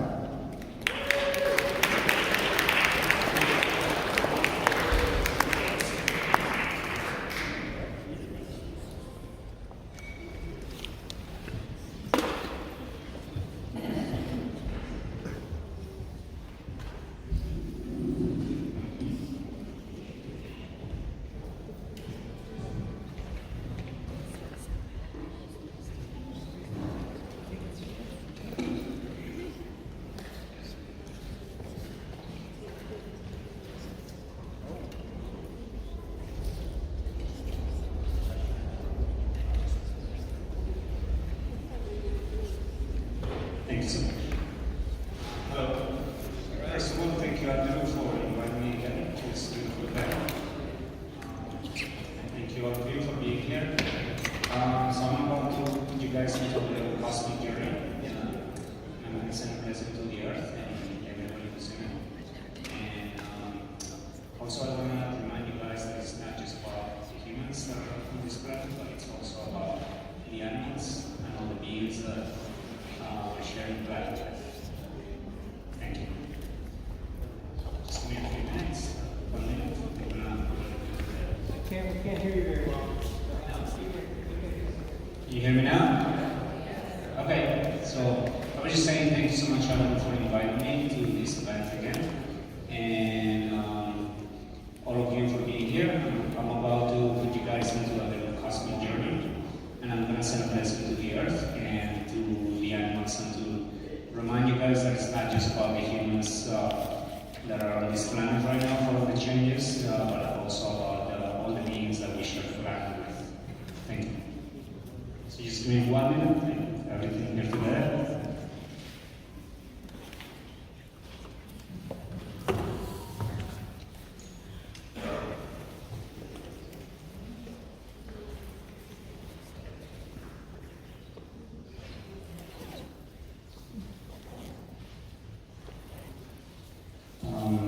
Can I have some assistance here really quick from the guys up there? I just want to make sure these mics are working.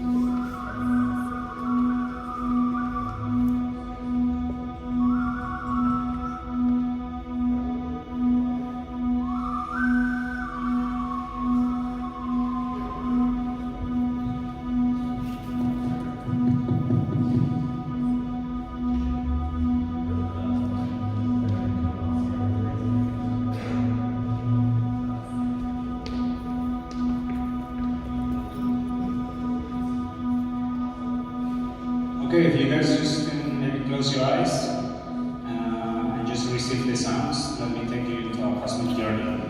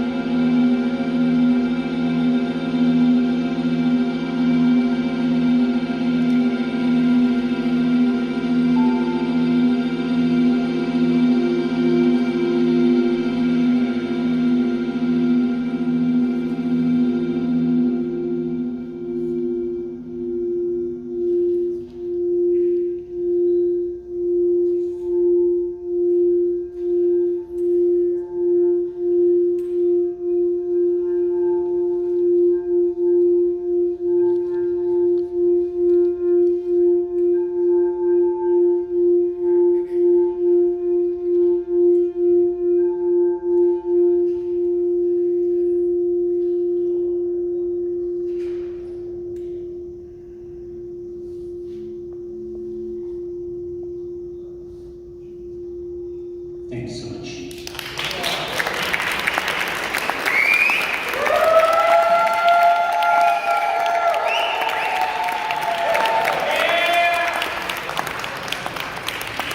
Thank you, Mariah. Wow. Did you guys feel that? Woo! All right. I can give you one advice, a longer one in different concerts. I play sometimes. Thank you. Thank you again. All right, so we want to take a moment to thank Leone from Bridge of Truth, who is streaming live for us. Thank you so much. Can we have a round of applause for Leone, please? We also want to acknowledge the Hubble Planet and Robert Forenza, who's always here. These beautiful little planet sets. You might have seen the beautiful little girl playing with before. Also, again, thank you everyone for tuning in on the live stream with Bridge of Truth and Age of New Beginnings, for helping with the watch parties for the Global Fire Room and the 8th Fire Continuum Infinite Fire Festival. Thanks for joining, and remember there are cookies in the back, behind the doors, and the water on the side and inside, right inside the front. Also remember, for those who did not sign into our mailing list, please scan the barcode on your program. We would like to know that you attended, and we would love to stay in touch with all of you. So now I have the honor and privilege of introducing a woman that is such a sacred being on this planet. Her energy, her intention, her show, she is WBAI personified. She is peace, she is love, she is an activist, and I admire her so much. Catherine Davis is a facilitator of meditation and relaxation techniques, a master teacher of QiGong form, an energy vibrational healer, a mystic, a spiritual doula. Catherine draws from a vast array of energy practices, cultural insights, and personal gnosis for the practices and healing technologies that she uses in private sessions and teaches at Shamanic, School of Applied Healing Arts. The role of a spiritual doula and energy healer is to help you uncover that which is already within you, to support the birth of your truth and your return to the fullness and the joy of your being. She's host and producer of Heart and Mind Radio for the new millennium, heard over WBAI and Pacifica Radio 99.5 FM in New York and the Progressive Radio Network. Thank you so much. Here is Catherine Davis.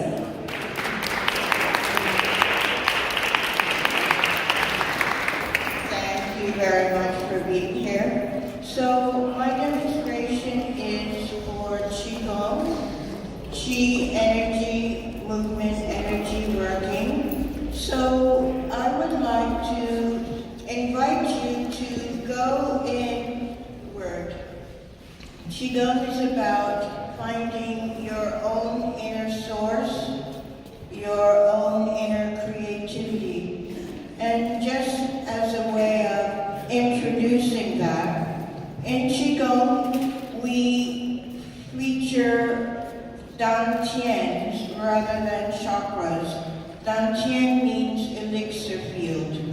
In the lower abdomen is the dantian of primordial prenatal qi. So we connect to that being we were before birth. The middle dantian is about integration of the heart, the body, the mind. And the upper dantian is about reaching into your higher self purpose, deeper connection to the cosmos. And it's a lot to cover in 5 or 10 minutes, but what I'd like you to do is, if you're sitting down, is to put both feet flat on the floor, and just take a moment to wiggle your feet around the toes and the heels, and on the soles of your feet, just under the ball of the And what this point does is it connects you to the earth. The meaning of Yom Shwen is bubbling well. So when we extend our energy deep into the earth, the bubbling well will purify your chi so that you can connect directly.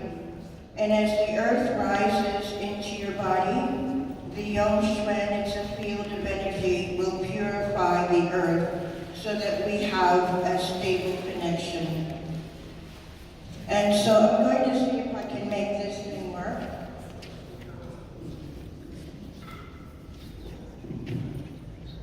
Okay, that seems to be stable enough. So what we think of when we're doing the QiGong is that we are creating a light pyramid within our own body. So if you have your feet comfortably apart, relax your knees, tuck under the buttocks, allow your body to rise up towards the sky, and we extend the light from the soles of the feet. It reaches out into the earth like forming roots. And that light rises through each leg into the lower dantian, which you'll find 3 fingers below your navel. And that's your primordial light. And so as you're doing your stance, the light is coming from both legs, but also connected to the spine. And we become like the shape of a pyramid made of light.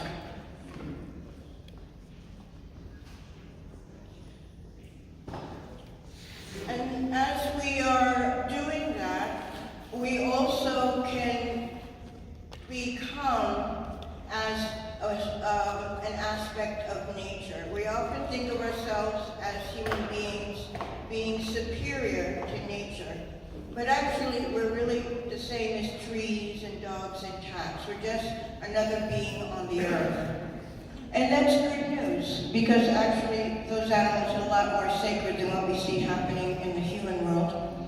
But take a moment to close your eyes and really extend your light deep into the earth and feel the roots branching underneath you. Relaxing your body if you want to stand up, and just allow your body to move gently to the rhythm of your breath so that you become as the tree and as the wind.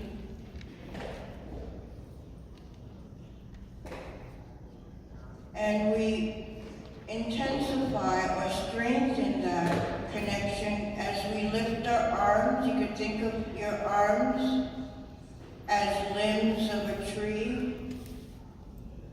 And you can just allow your body to gently sway. Feel the rhythm in your own body.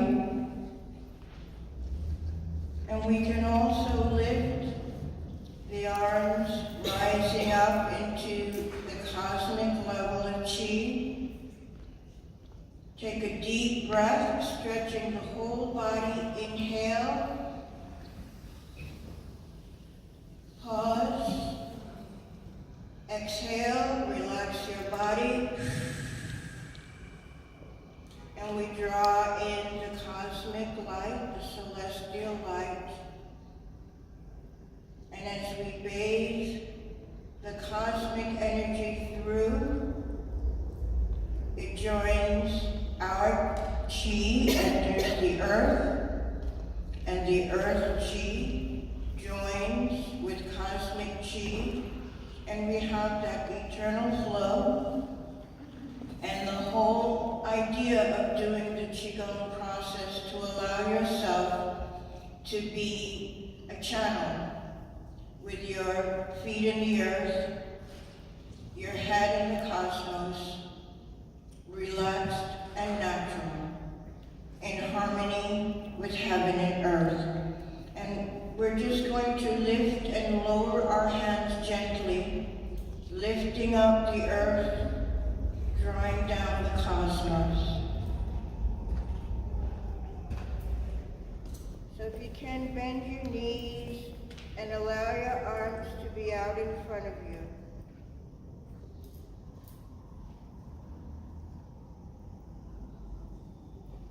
Feel your breath and your movement. Inhale.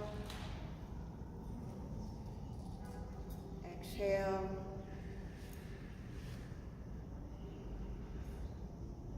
Inhale.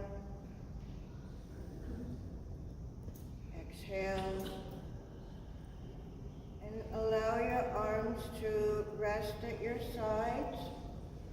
And I'm sure I'm running out of time, but just in case, I want to go a little bit more into the movement. And what we're doing is we're rotating our spine, just going from one side to the other, but we're also moving the arms, so we become very fluid, just moving the arms, allowing the legs to move from one to the other.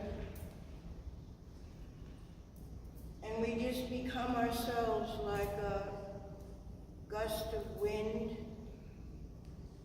You could think of yourself as a tree dancing in the wind.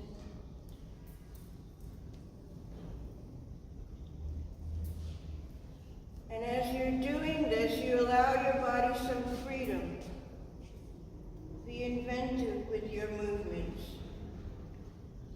Maybe you want to be like the wave of an ocean.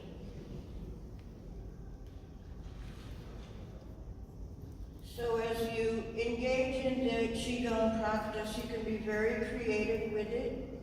You always want to ground yourself into the earth before reaching into other directions. And that is how we as human beings can come into full measure that we're not just people. We are the earth, we are the cosmos, and we are the human nature. And it's when it all comes together is when we really have power to change our bodies and our world. Thank you.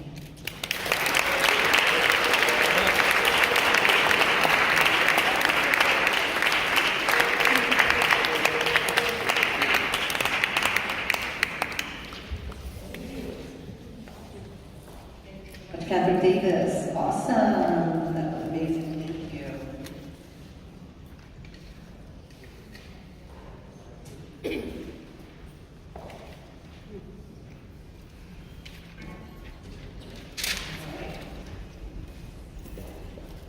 Itzhak Perry is an acclaimed author and internationally respected shamanic teacher, healer, and speaker, and trip leader.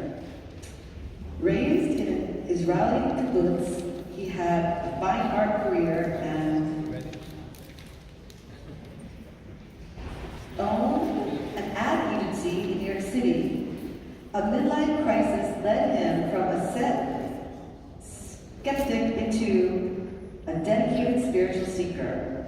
Since 1995, he's integrated the teachings from the Indigenous and Western teachers. He was initiated into the Circle of 24, Yaka, in embark in Ecuador, and with the main Amazonian Canamari Project in Brazil. Beery founded ShamanPortal.org and Andi Summit and SPQR Magazine, co-founded the New York Shamanic Circle and Amaru Sanctuary in Nindo, Ecuador. He received the Ambassador of Peace Award from the Universal Peace Federation of the UN. I'm proud to announce our next presenter is Itzhak Perry.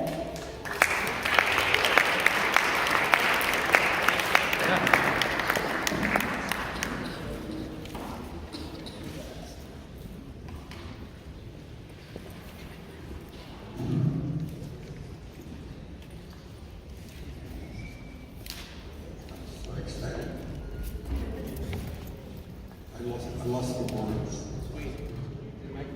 Why, is it working? Hold on a sec.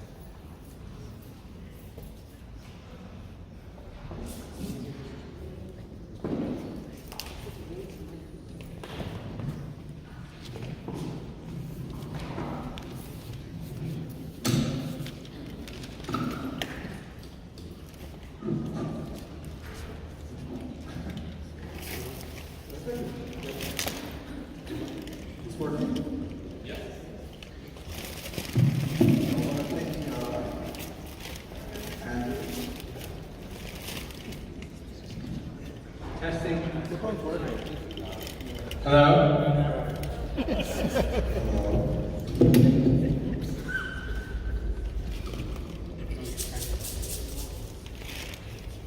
Just close your eyes.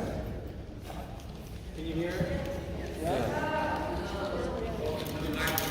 Just speak a little bit closer to my phone. Big test. Down. Hello.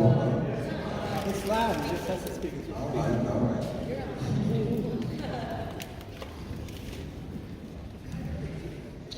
Moyori Meja Hawakatika.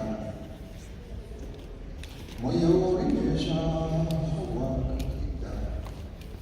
Iba Ura Kutakachi Muhamita Sakwan Pukyo. Kanta Show.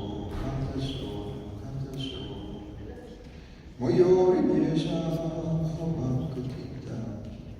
Moyori Meja Hawakatika. Imba Bura Kutakachi Muhamita Sakwan Pukyo. Kanta Show.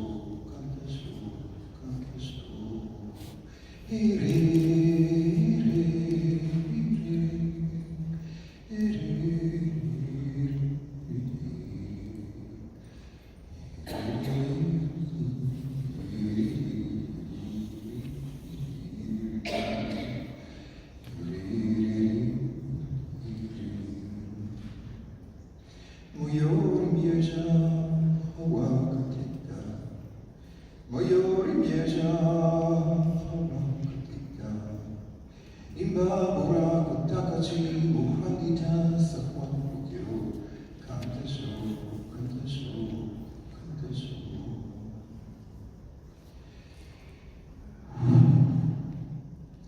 So here we are. I call it the Spirit of the Mountains. Imabura Kutakachi Muhamita, to come and visit with us and protect us, to be with us today in this sacred valley of the Andes, the high Andes of Ecuador, which is where my teachings are. And one of the teachings I wanted to talk about today is that the ancient prophecy of the condor and the eagle. So right now, with all the uncertainty that we are experiencing around the world in the last 30 years, we really don't understand what's going on, right? It doesn't make sense. But it does make sense if we are following that prophecy. And the prophecy of the condor and the eagle, it is a time where the condor and the eagle will fly in the same blue sky again. It will be a dance of harmony, cooperation, the return of the feminine energy, or the return of humanity to connect with the mama, with the earth mama, with the energy of the feminine. And I'm not just talking about women, I'm talking about mostly men, to reconnect with that side of us, that the eagles, the people of the West, the people of the North, the people who mostly use the masculine energy,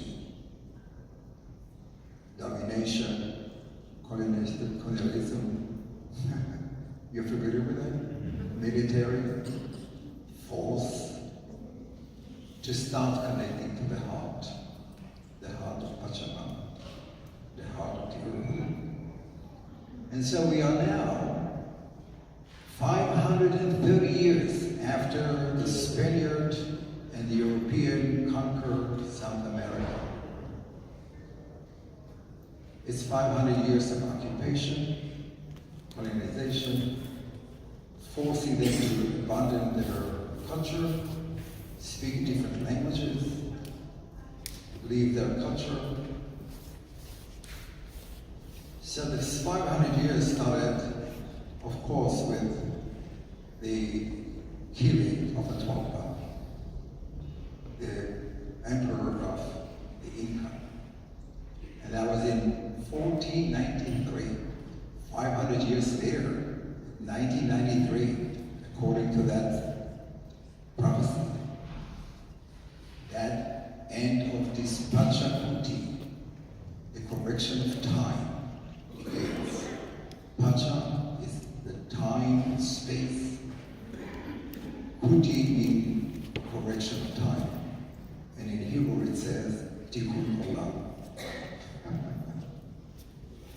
So we are actually now in a period of time where we are correcting the energies of the earth that was misaligned by the people of the north who tried to possess the spirit of the condor. There are there's great differences between the condor and the eagle. Although they are the biggest birds that fly with the biggest wingspan in nature, they all fly high and they all see the perspective of life different, but they see it in a different way. The condor symbolize our connection to the earth. They don't kill, they eat the dead, and they fertilize the earth. They live in communities. They don't eat everything that they see. They leave it to other people, the other animals to eat too. They don't build nests. They don't build army and factories. They're not greedy. They share. Where the ego is a killer. And that's what we are. We're a society of the north, a society of occupation, of expansion. 30 years ago, that was over. And according to that prophecy, it is the time where the shamans of the Andes and the shaman of the Amazon, everywhere in the world, starting to feel the need to come out of the jungles, to come out of the mountains, and start sharing their wisdom with the white people, with the people of the north, the eagles, because they realize that a new Pachakuti has begun. And we are all here, 30 years later, feel the call to save the earth. And that is why we are all this movement is starting to happen. And more people are now drinking ayahuasca, going into the jungles, and they're going into the mountains, and they speak to the Native Americans, and they speak to the Quechua people, and they speak to the Quechua people, and they speak to all of those people who kept the wisdom alive. Without that wisdom, most likely, we're not going to stay here on this earth very long. But what I wanted to say is that the last Pachakuti, the last 500 years period of time, took about 80 years for the dust to settle. We are only 30 years going now, which means we have another 50 years for our whole generation to die. Which means we may not see it, but we are the agent of change. We are the people now that will bring a new future to the world. I mean, I'm still working on staying here to see it. I hope that you join me too.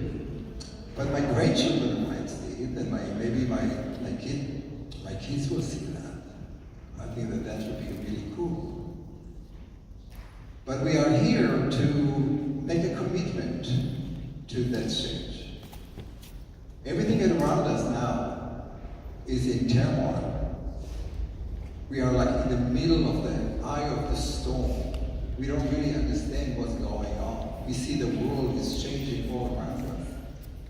But I am optimistic. I am optimistic in the same way that the people in the jungle, the sequoia, the swan, the aswan, the people that I know and love, and the people in the Quechua, in the Guatemala, and the people in the Quechua on the mountains, they are optimistic because they know that the new time is coming. And I want you to maybe activate you a little bit.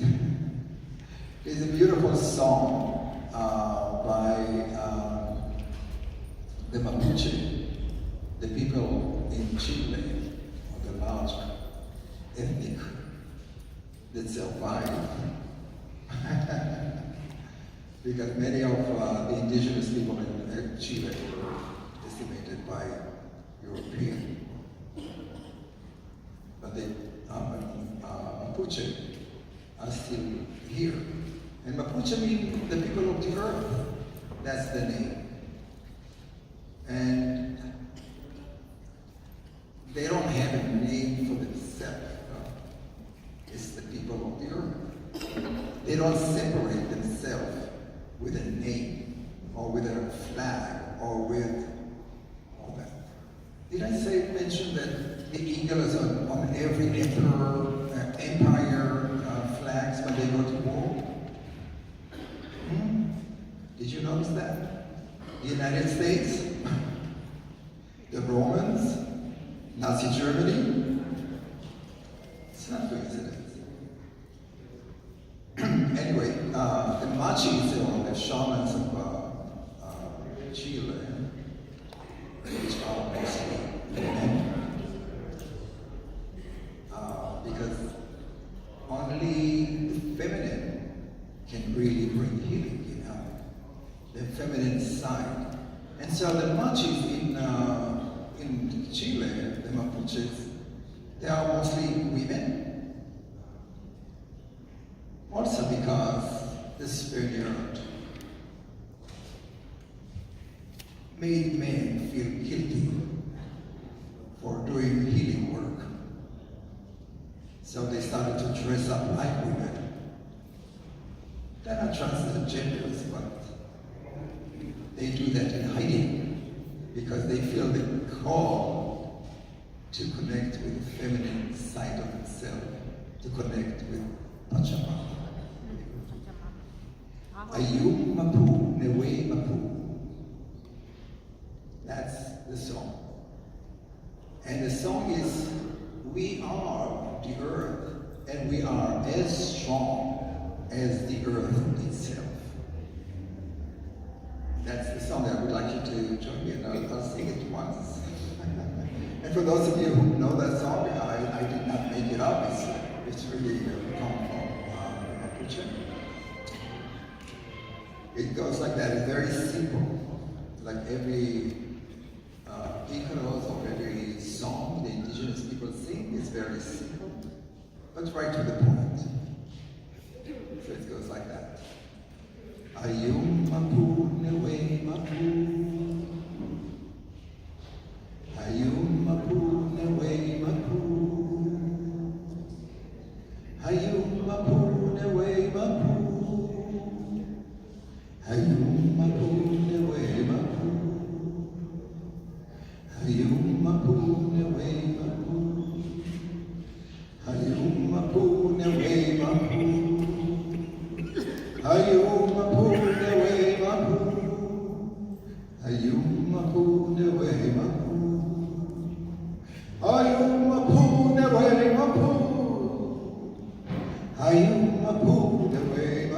See from your heart. Hayum mapu ne way mapu. Hayum mapu ne way mapu. Hayum mapu ne way mapu. Hayum mapu ne way mapu. Hayum mapu ne way mapu. Hayum mapu ne way mapu.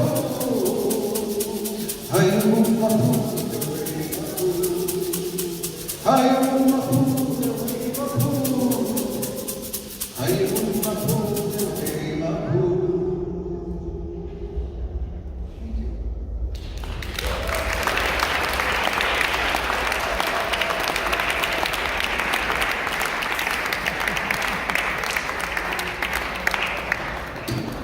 That was great. I wanted to get a drum. I couldn't find a drum.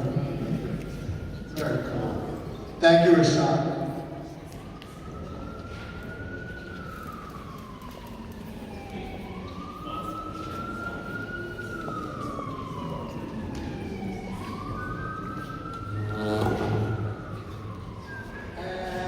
More music from Diane Felman, who's a board-certified drama therapist and licensed creative arts therapist. She founded embark in 1987 to address the social and emotional needs of unserved students in public schools. Very needed. A champion of change using creative arts, personal and social transformation, and she leads workshops, national conferences. She's an accomplished singer, songwriter, with 2 CDs and performs in New York City, upstate, and on the awesome church on 13th Street. We welcome Diane Felman.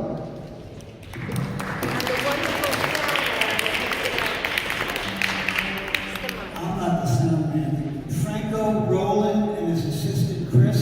Not me, the taller, younger Chris. And Franco Roland, who's just zipping around everywhere and controlling everything up there. Occasionally I click something.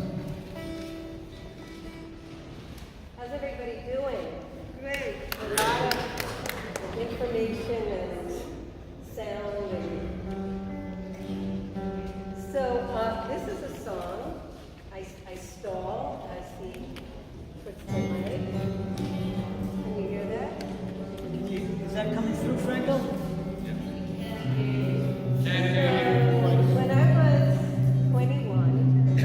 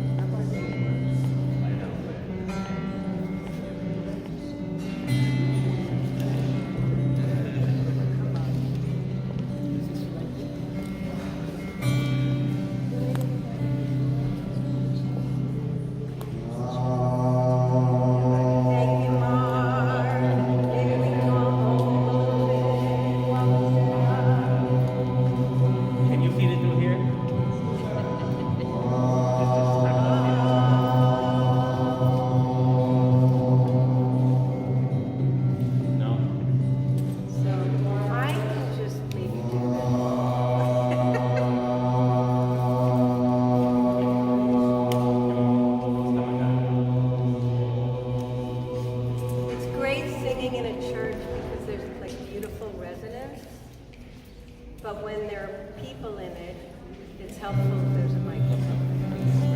He is rushing over here, so if Well, you it's can helping hear out Franco me, with crisis management, too. crisis management.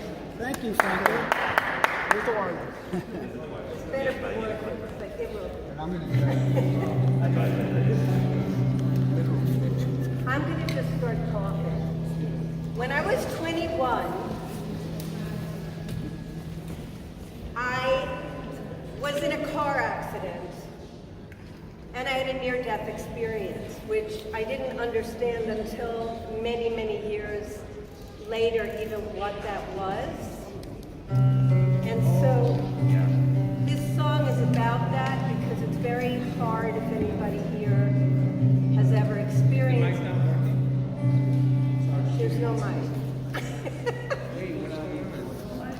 They've disappeared, there's no mic. So I think I should just talk.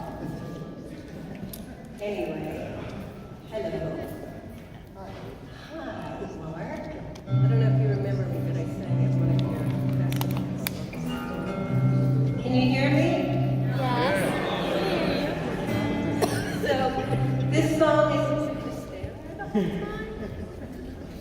it's his yoga.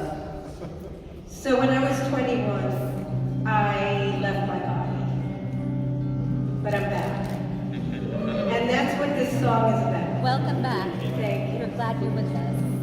It's not easy. It's fun up there.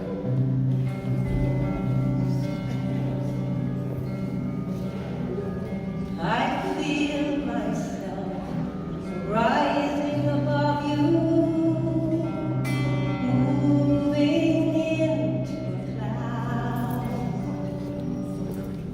higher and higher I'm going, knowing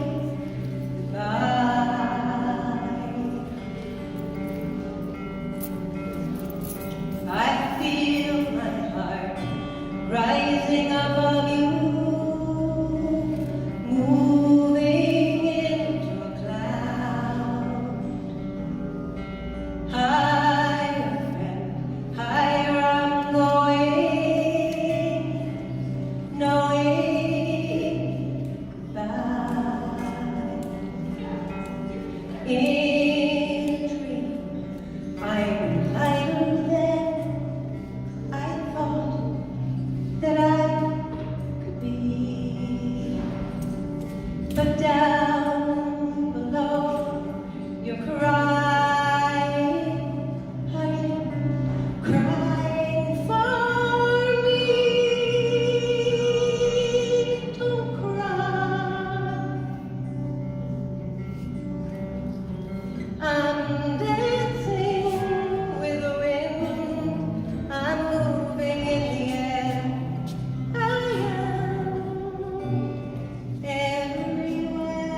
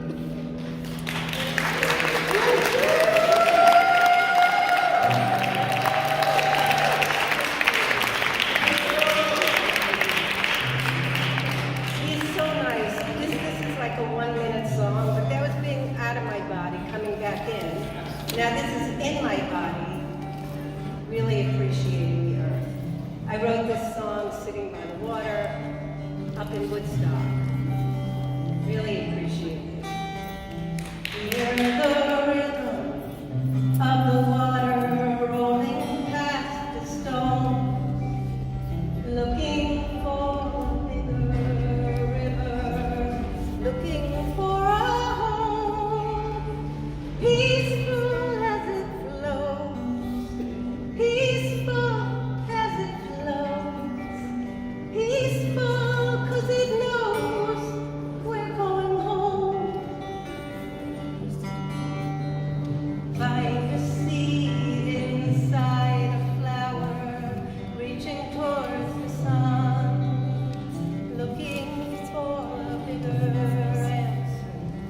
So it's everyone, but it's peaceful as it grows. It's peaceful as it grows. It's peaceful, it knows it's going home. And the sound of the river always makes me cry. Funny how the past just passes by. Find the answer in the tree that's reaching towards the sky, clutching on to Mother Earth. It doesn't want to die, but it's peaceful as it goes, peaceful as it goes, peaceful 'cause it knows it's going home. We're going home, going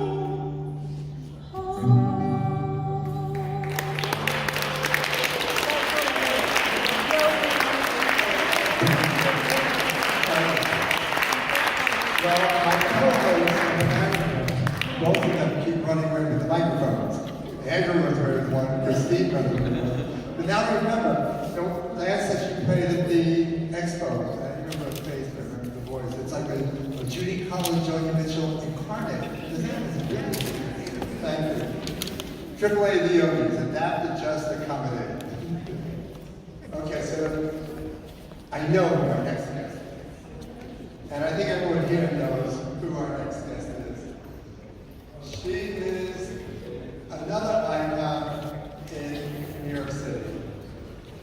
And she's a dear friend. Her name is Jody Serota. And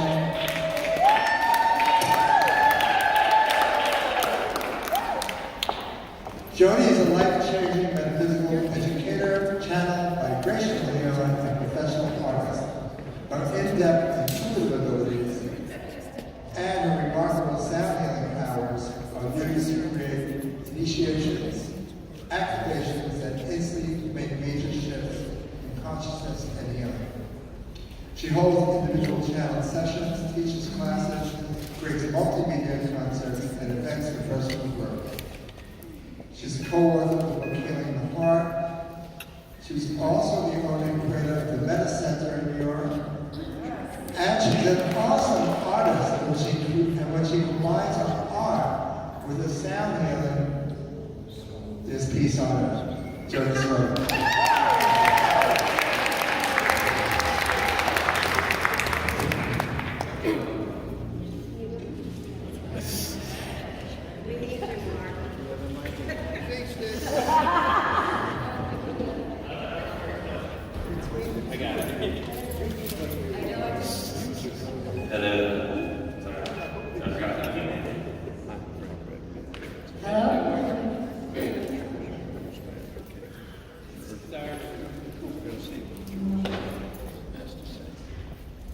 So I just do whatever comes through on the channel for the group that's present. And one of the things that kept standing out through the entire day has been the key to everything is love, which is an all-inclusive frequency. It's not a feeling, it's an actual frequency. And we're here, all of us here and all on the planet, we're here during this ascension time, which is a 26,000-year cycle. We've had this experience, some form of this kind of experience of trying to come into collaboration and alignment and unity consciousness. So we're back again. Many of us have been through this. If you're here, you've probably been through this in these other time periods. And we're here now again, hopefully to make it through my guides say, or the people that I've talked to that do this kind of work, have all kind of predicted that we will get through this. It's been a long ride going through this, but places like this, or events like this, are the ways that we can, other things that other people are doing. We're here to come back to our own consciousness, to remember the truth of who we are. What I believe and what I've been told is that we all have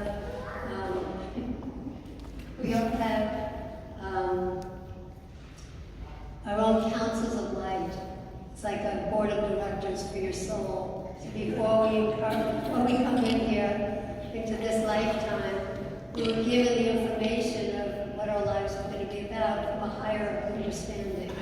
When we come into the earth, we tend to forget the fullness of that higher understanding. But we're here to be able to remember who we already are. And in that, when you start to come into a higher level of consciousness, you start to become more aware that we're just being, it's almost as if we're being shown to trust and to make sure to know that there is a God consciousness, a creator, love, universal, whatever you want to call it love, that when we are here in this time period, we're here to awaken. And see the work that I do, my background is painting, I do it through my art, visual vibration, but I also, what's come through me over the years is working with vibrational sound through my voice, and light languages of light, and all of these things infuse us when you hear these. I'm not a regular singer, but I happen to have a lot of octaves in my voice, and you'll see what I mean when I say, if you haven't heard me before. And so we're here to remember, but we're here to ascend, to come into a higher level of consciousness in the body.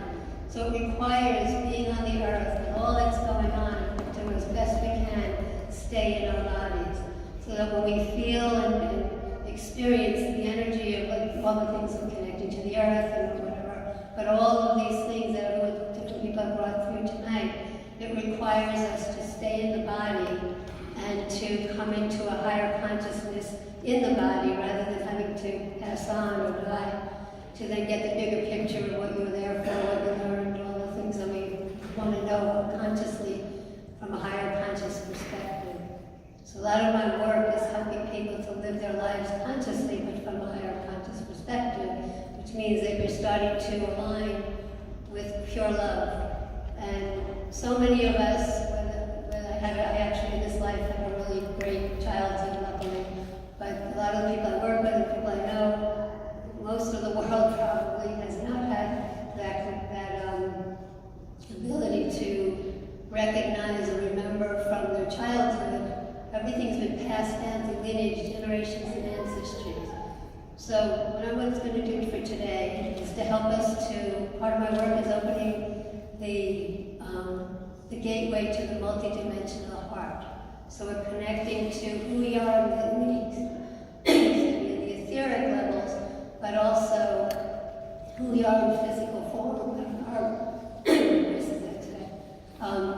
So we're here to remember. We're here to, it's not to dismember, but to remember, bring all the parts of our consciousness together to really inhabit that and be that, and be part of the changes that need to take place on this earth.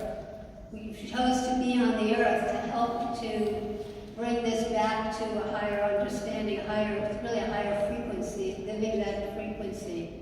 The more each one does that within ourselves, it affects the greater whole. It affects the planet. The planet is going through our own shifts. We're part of that. We came here to be here. She invited us here, and we decided to come and experience everything that she has available for us. So we're really at a certain point now where it's coming into it like a turning point. And my guides have been saying that right now we're at a point where it's like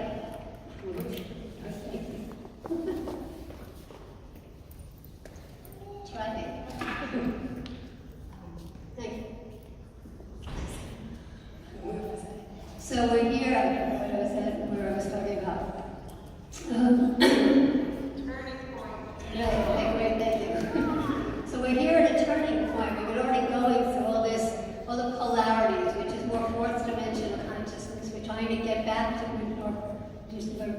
decided we were going to evolve into at least the fifth dimensional consciousness, which is the open heart. And the only way to stop the polarities of things is to have an open heart, have an awareness to accept all that everyone is going through and believing and whatever else it is, so that both sides of the patterns, like a coin, you can't just see one side of the coin, you have the other side for wholeness. So if you can allow yourselves to, for all of us, to recognize both sides of patterns of polarities with a sense of acceptance, just acceptance for where people are in their lives and moving through to get to where we're all trying to get to it in the same way.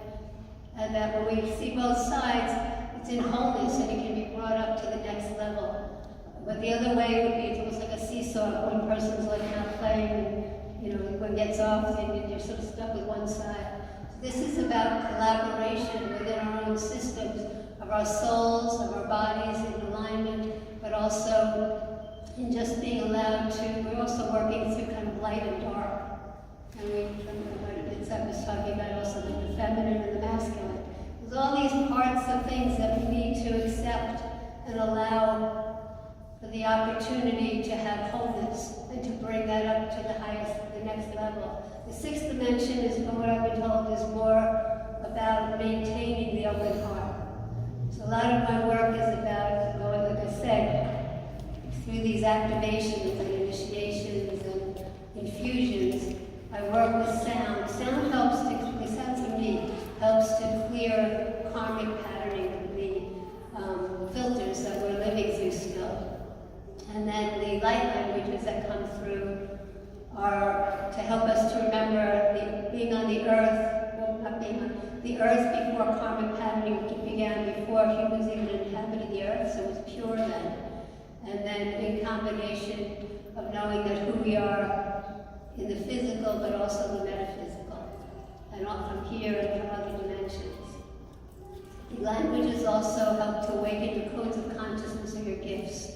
So I want to do something today that we can clear a lot of these things. I'm going to work as a group, but it also will work individually as you hold your own intentions. So it's always important to have intentions, high intentions, for what you would like to achieve or create or feel or know about yourself. So close your eyes for a moment. It might be for a longer moment. Because I'm going to go through doing this with you. It's experiential. Again, just to remind you about regular singer. I do a lot of unusual things with my voice. So take a few deep breaths. And allow yourselves to breathe into your heart center, into your chest cavity, filling up your lungs with oxygen. And just expanding that whole chest cavity where your heart is. And know that the energy of the heart is really in every cell of our being, every atom. Because that's the energy of love, the energy of God, Goddess consciousness. And as you breathe, hold an intention of something you would like to either heal or something to be awakened into or awaken your own consciousness. And just have an intention. Stick to one intention so that when you do one intention, it affects all the intentions, even if you're not saying it. Just take a few deep breaths. I'm going to work with sound. Go in and out of the sounds and the languages. So keep your eyes closed. Keep your heart open. Hold an intention that you're here to remember that you chose to be here on the earth. That you're part of this great opportunity for allowing for awakening your consciousness, being able to come back into unity consciousness within yourself to yourself, but also yourselves to all inhabitants, including in the earth, on the earth, and beyond the earth, knowing that you're also beyond the earth in terms of your place of being before you came here. This is about clearing the filters that your life still is living through that might be keeping you from moving forward in your life. This is also a major time with all these eclipses, or something else that happened astrologically yesterday. So there's all these things that have to do with helping us to move forward with the stars and the planets and the alignment and how it affects each one of us. So close your eyes and stay in Lord if you can.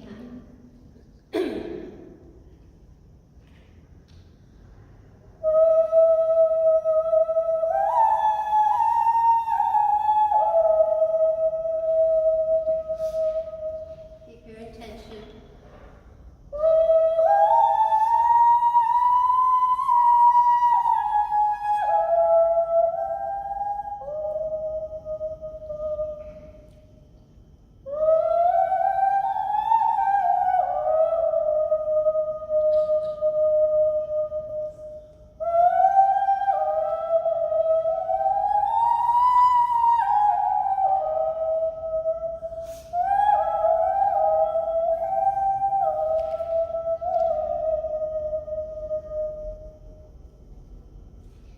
Diana Shatakia, Tokuya Rekishitariatar, Shasa Sasikia Sakia Lakuria Saria Sha, breathe deeply.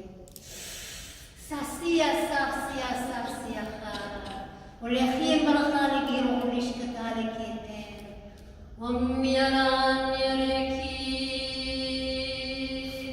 Omiraneki.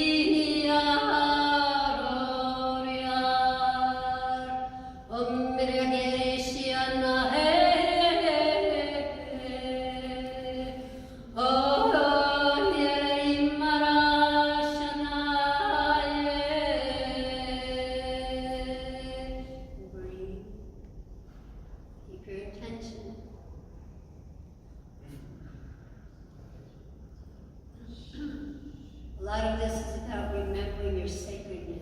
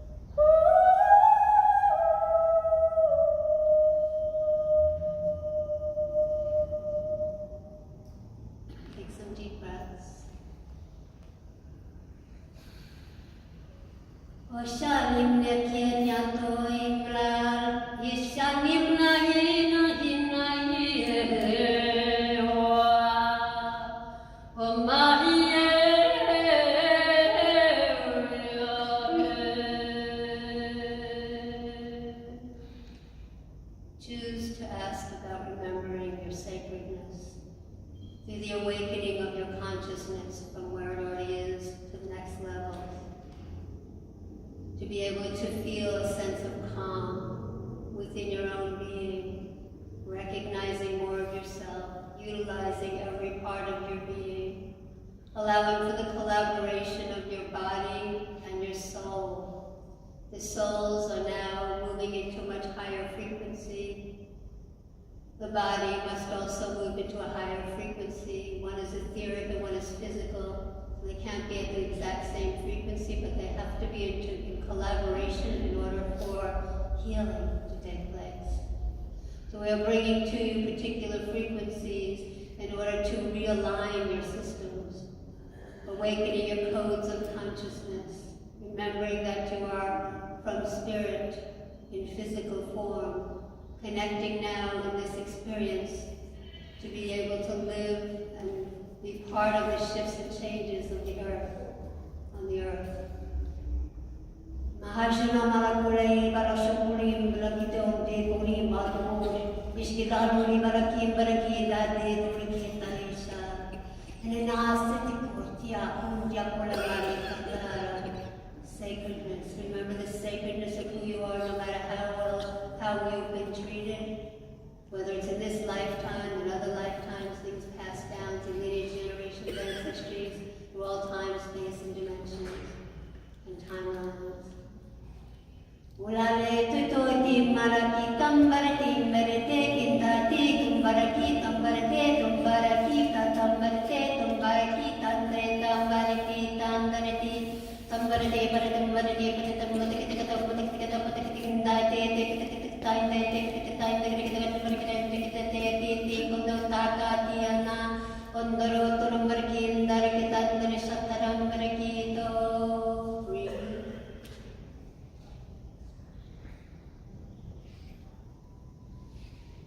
Allow yourselves to forgive anyone from any time, any space, any dimension, whether you remember who it is or not. Just allowing for forgiveness through all time, space, and dimensions, of yourself to yourself, and of all others.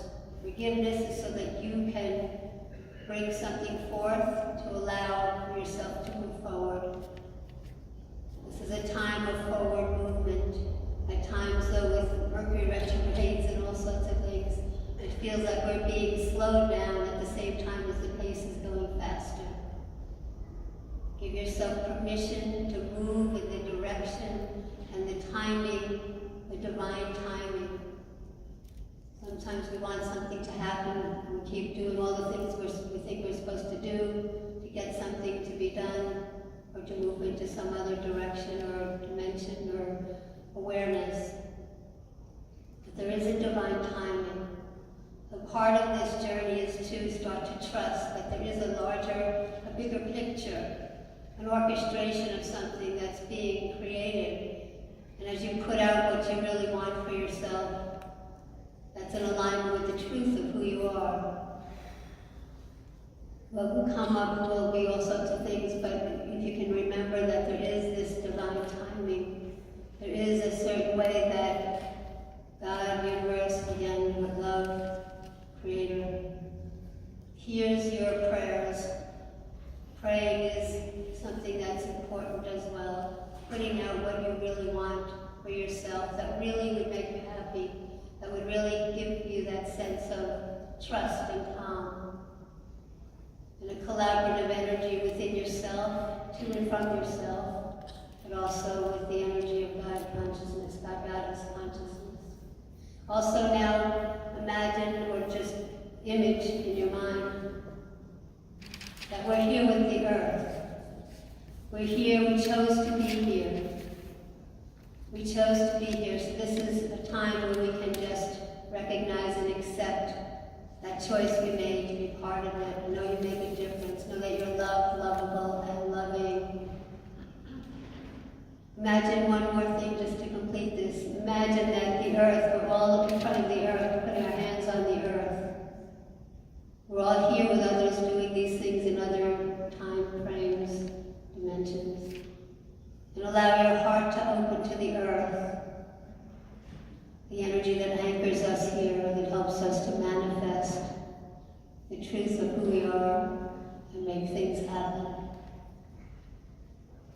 Know that as we do this now, it's affecting the other side of the world. All your intentions, the way you speak, the way you write, the way you are to yourself and others, makes a difference. Take a deep breath, start to come back to your consciousness.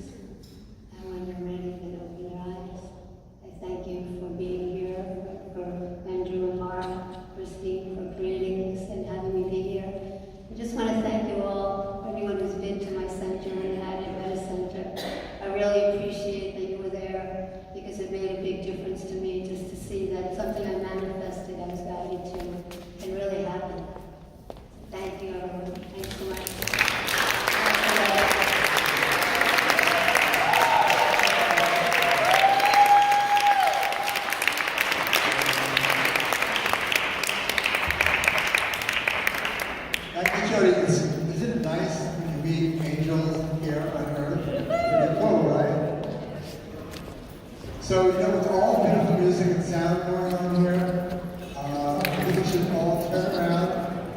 look up and say thank you to Franco Rowland, the sound engineer up there.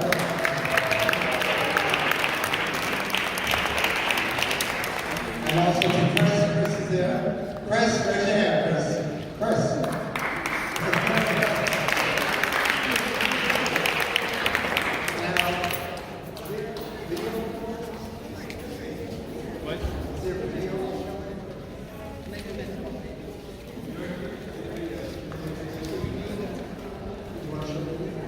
Are you going to turn just these, Franco?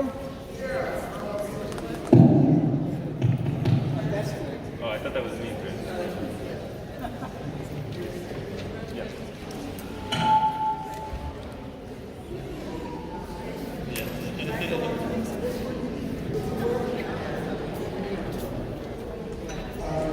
Okay, so we have a few video clips of our friends and partners to share with you. Diane Williams Sosa's Energy Foundation, which includes the evolutionary leaders, and Susanna Basilica, Minister for Peace and Ecology, that takes place in Central Park, Emily Galactica, San Joe, Galactic Leaders, and hereditary chief Paul Kane, of the Four Worlds International Institute. So I believe there's a video going on.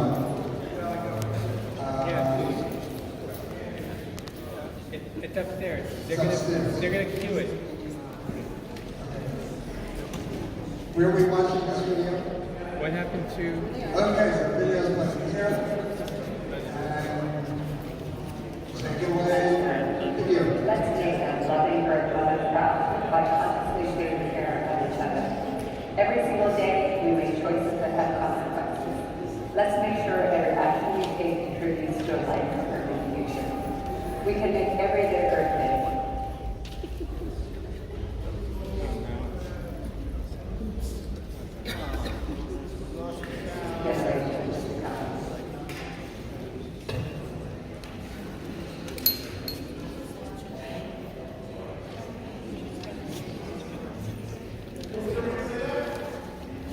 Do it again.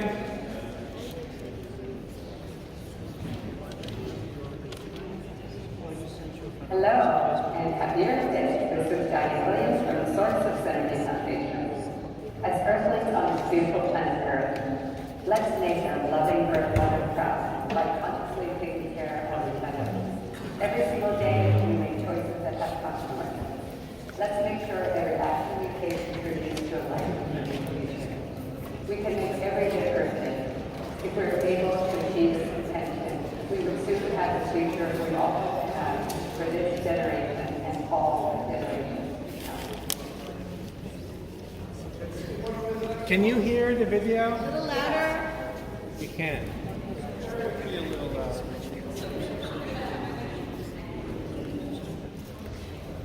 Hello, and happy Earth Day. This is Diane Williams from the Source of Energy Foundation. As Earthlings on this beautiful planet Earth, let's make our loving Earth Mother proud by consciously taking care of each other. Every single day, we make choices that have consequences. Let's make sure every action we take contributes to a life of perfect future. We can make every day Earth Day. If we were able to achieve this intention, we would soon have the future we all hope to have for this generation and all generations to come. Chris? Thank you, Franco. Next video. Okay.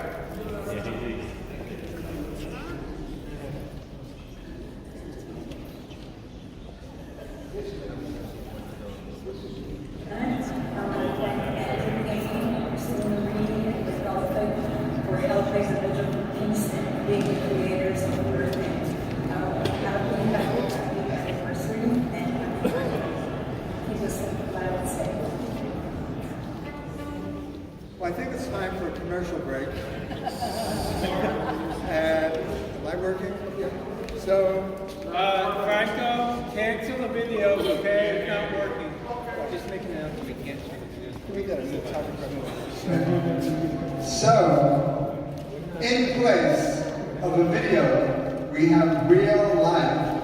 Andrew, Kane, and Rick Ulfik in real life. You remember him?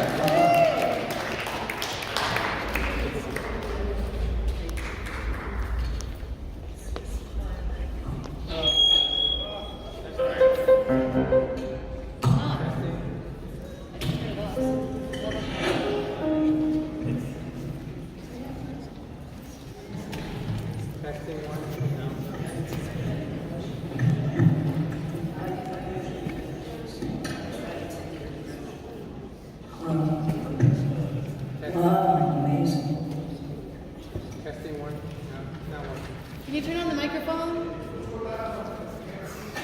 Show him which one it is, Andrew.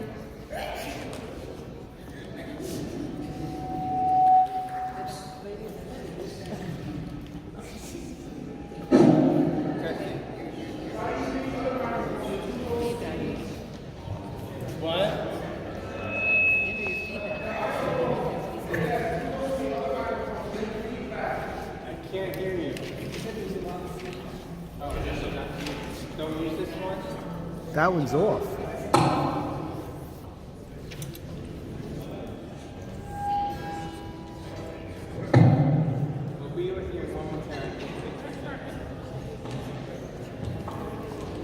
What about the mic that's on the drum? What? Oh, here we go. Hi, everybody. Thanks. I hope you've been enjoying this program from Mother Earth.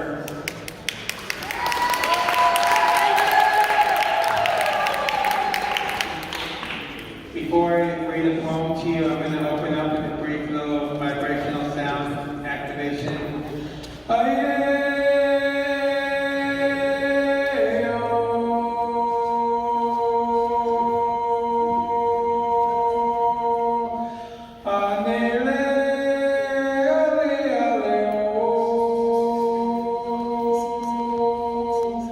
We are one. This poem is called The World is in Our Hands. I see the whole world in my hands, dancing in the streets as I sit on a rock. The rock of our soul is solid, full, whole. The stands, the lands, ocean and stars are within us. Take a bus inside your heart and see that the whole wide world is in your hands. Bathe in beauty, the eyes of the beholder. There is nothing that you are not. The universe is all in you too. There is nothing that you are not. You are everything. And when you join hands with another, and another, and another, and another, the ripple effect begins, igniting the energy of love that is in us all. The light, the way, the truth will set us free. To be you and me, free to be you and me in the yellow submarine of our ever-glowing hearts.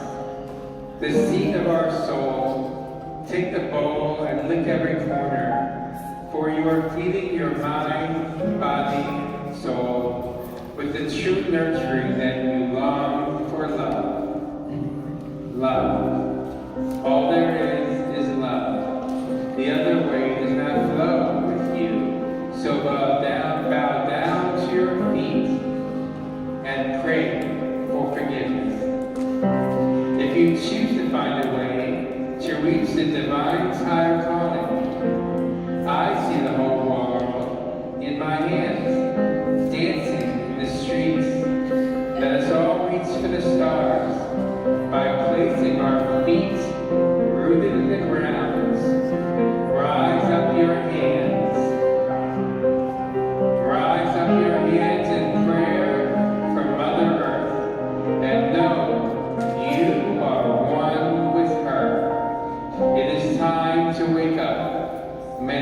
now. Things are moving fast now. Soon we will see the other side of our actions, grace, and connection. Connect with the one inside your heart is all that is. And see that the whole wide world is in your hands.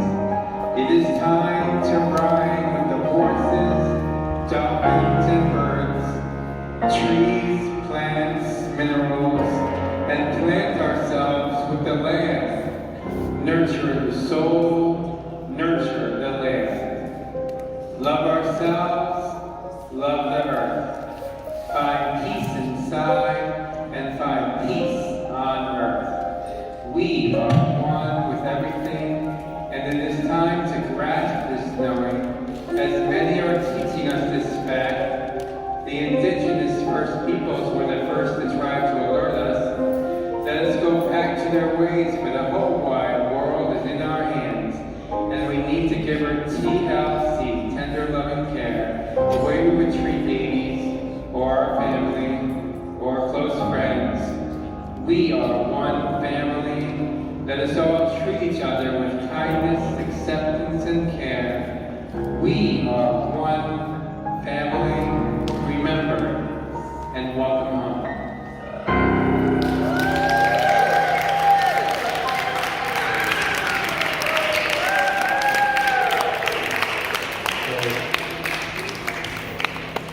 So, Roland, yes, that was great. We got the whole world. It was a great poem. So I want to do a commercial break for a second before I forget. The next New Life Expo is going to be in Manhattan after 3 years. We're back in Manhattan. Yes, so it's a new place. It's 42 West 44th Street. So it's 44th between 5th and 6th. Awesome location. It's a New York Bar Association building. So October 19th and 20th, tell your friends, tell your enemies, help everybody. So, introducing now Lisa Roma, who is the founding director of the Creative Women's Network and the All Moon Theater Company, creator of Electric Goddess Orchestra of Conscious Conversation. She is joined with Conscious Conversation, which consists of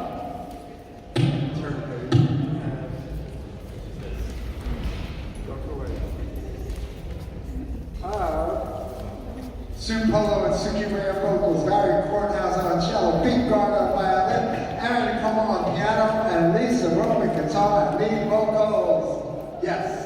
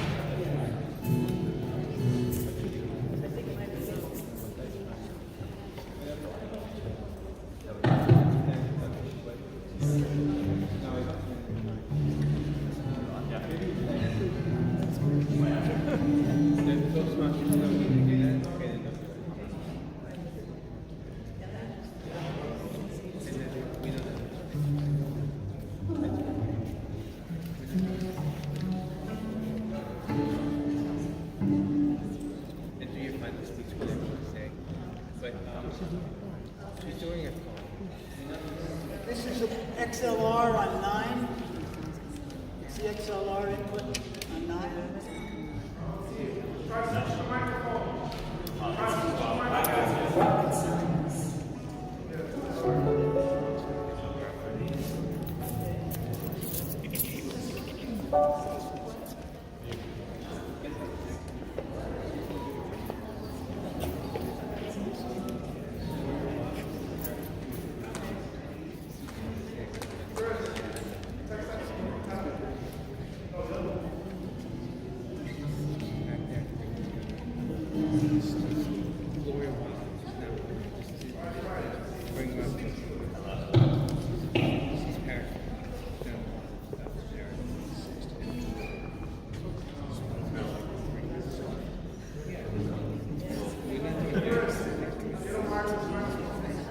Does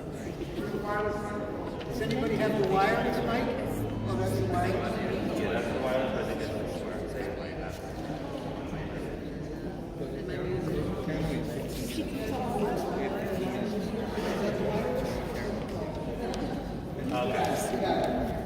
Hello. Well, there we go.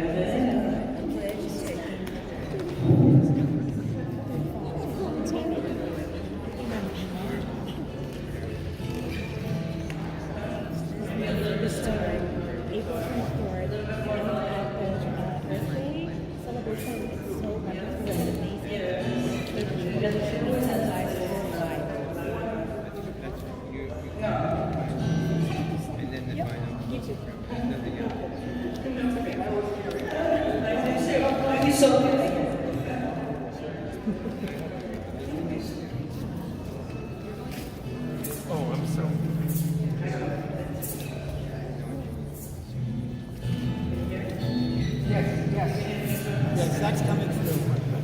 Okay, good.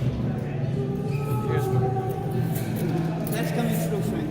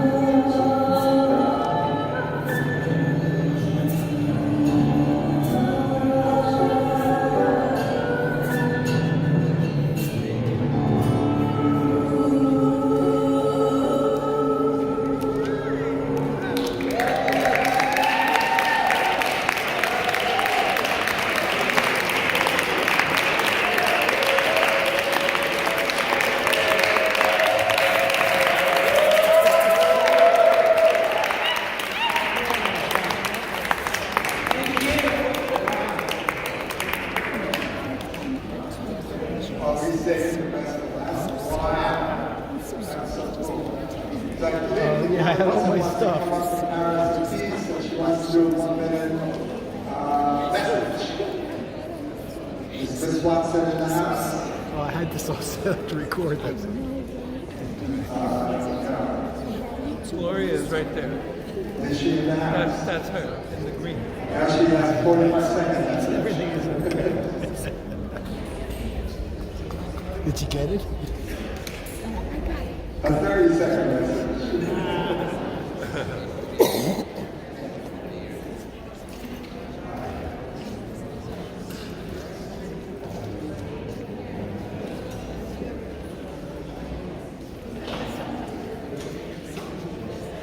My name is Gloria Boston, and I am the parent lady for a family known as the Parents for Peace.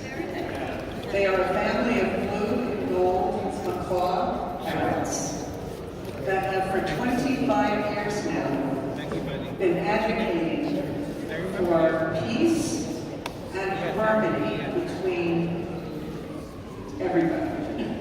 And their motto is, may there be peace with Mother Earth and with all people, animals, and nature. So many of you have met the Parents for Peace. We've been at lots of UN NGOs, We the World. We advertised with Martin, came to the Light Expo a couple of times, and Peace Lights, and certainly Clearwater. So my heart is with the parents right now. They're at home. They will be at Times Square tomorrow for Earth Day. But I wanted to extend their love to you all. So you can imagine Miss Merlin, Mr. Baby, and their 3 children, Peace, Snake, Clara, and Nicole, here with you. Thank you very much.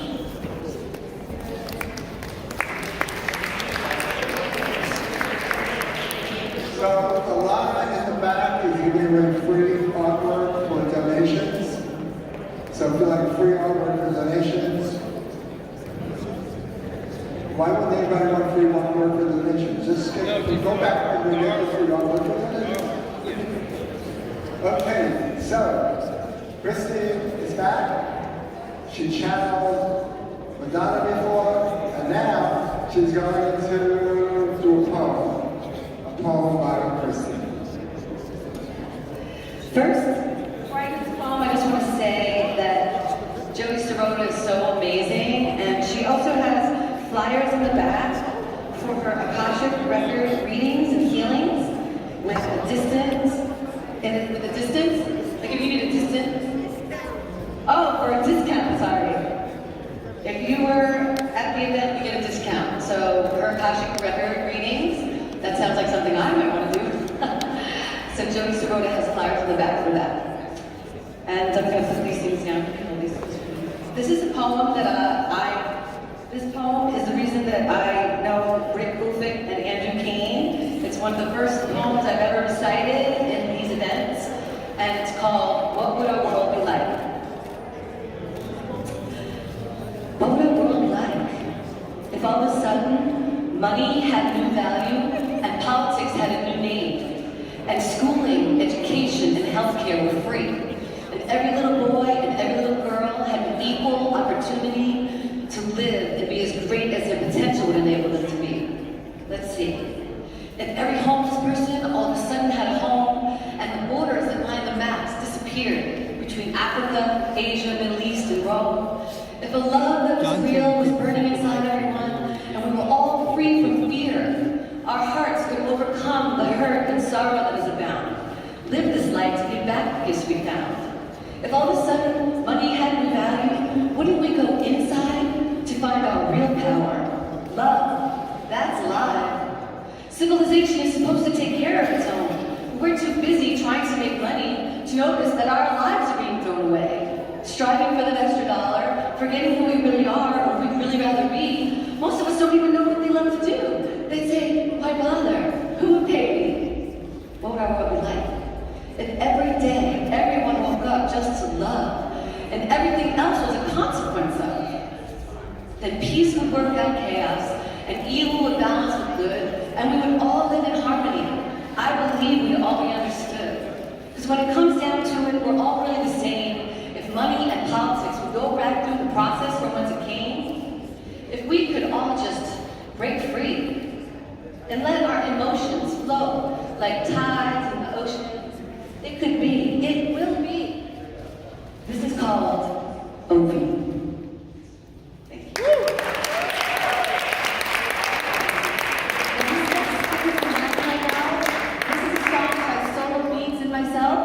We created the song called The Leaders of the New Earth. It was on the commercial that I created for Andrew, the PSA, and we're just gonna, if you guys want to get up and enjoy it, there's a little rap that I do myself in there, and take it away.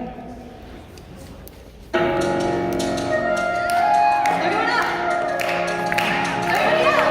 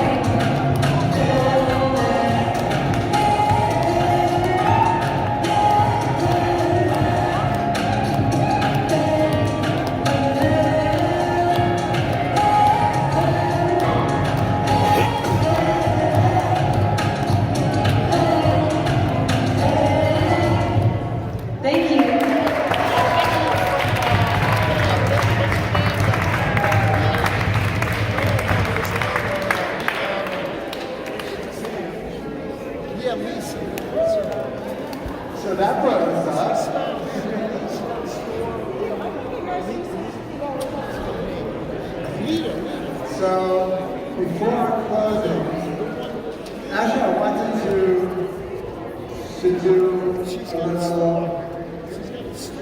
a little song that it's appropriate right now. So tomorrow is Passover. Tomorrow's Passover, and my old rabbi and a friend of mine, his name was Shlomo Hollaback, and Shlomo and I made a song together, and that was in the 70s. And I'd like us to all, I can see it and you follow through. It's really cool, because it's very appropriate what's happening now. So it goes, oh, shalom, oh, shalom, oh, shalom, oh, shalom, shanti, oh, shanti, oh, shanti, oh, shanti, oh, shanti, oh, peace. Oh, peace, oh,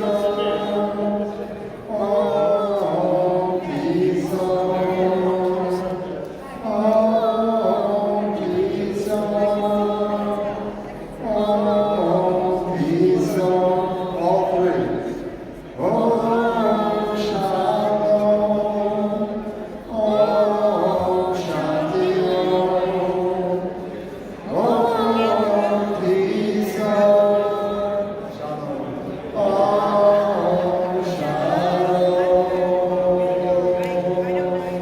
so shalom, everybody. Happy Passover. Which shalom is like namaste from the deepest depths of my heart. I greet the deepest depths of your heart. Beautiful, thank you. The ceremony is not over yet. We have the closing ceremony now. Quiet, please. Hello? Someone make a sound to get up. Quiet. Hello? Hello? We're not finished yet. We have a closing ceremony. We have a closing ceremony. We're Form not a finished circle. yet. If we can all form a circle. If everyone can get in a circle, that would be awesome. And we have these prayer times that help experience what's going on. Everybody come into a circle. Circle time.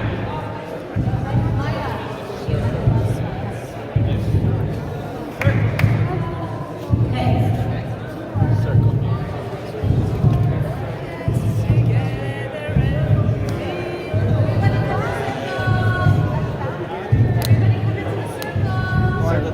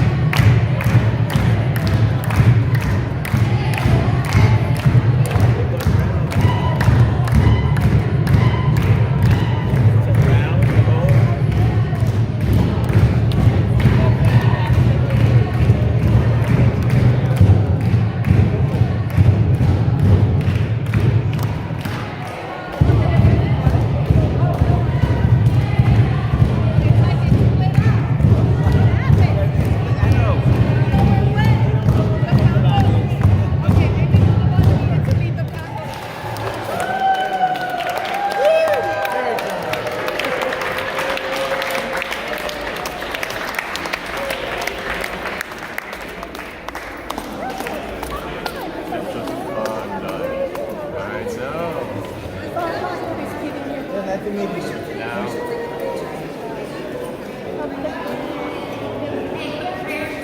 though, playing tomorrow.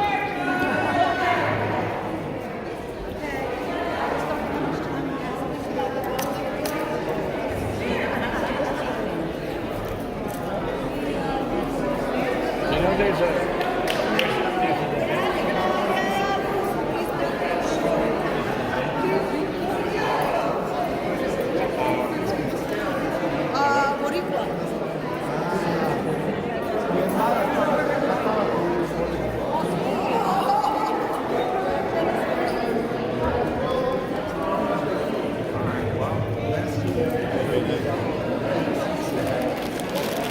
we've crossed paths before at an event.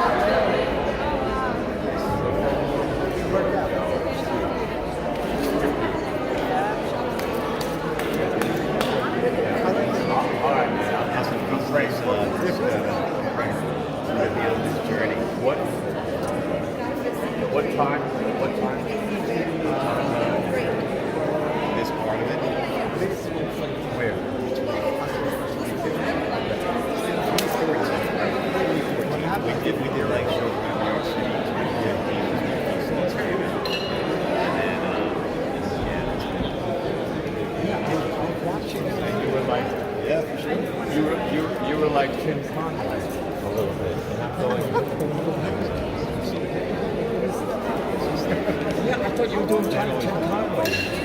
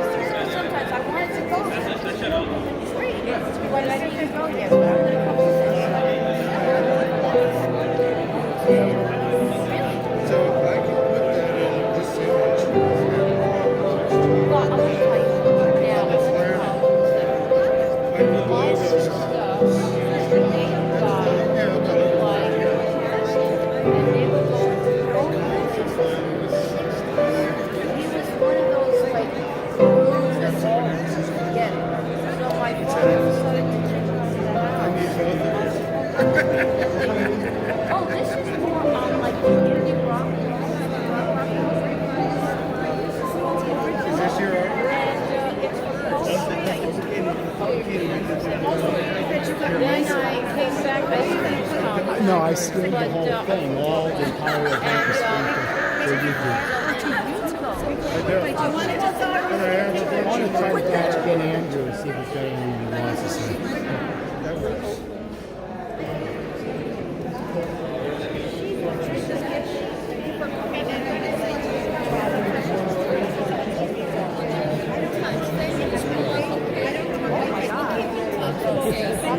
Thank you.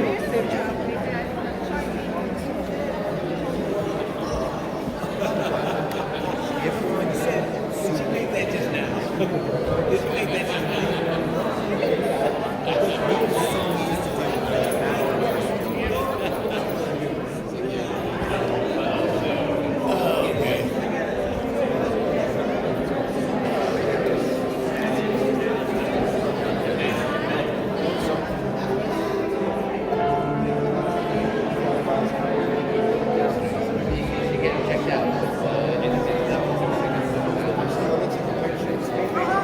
Can we take a picture? Oh, Kevin the man is so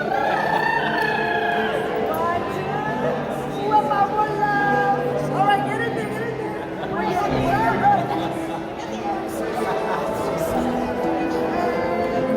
Hey, wait a second. I want to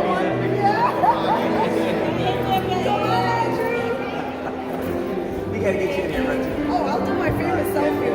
We'll do this one. And I'm gonna do the back. Any closing words? That was beautiful, Lisa. Beautiful. Say goodbye to everybody. This is the Bridge of Truth signing off from the 16th annual World Peace Earth Day. Concy, flip your side around too. I don't want to say it's American. Check out Coconut Tea. Here we go. All right, Andrew.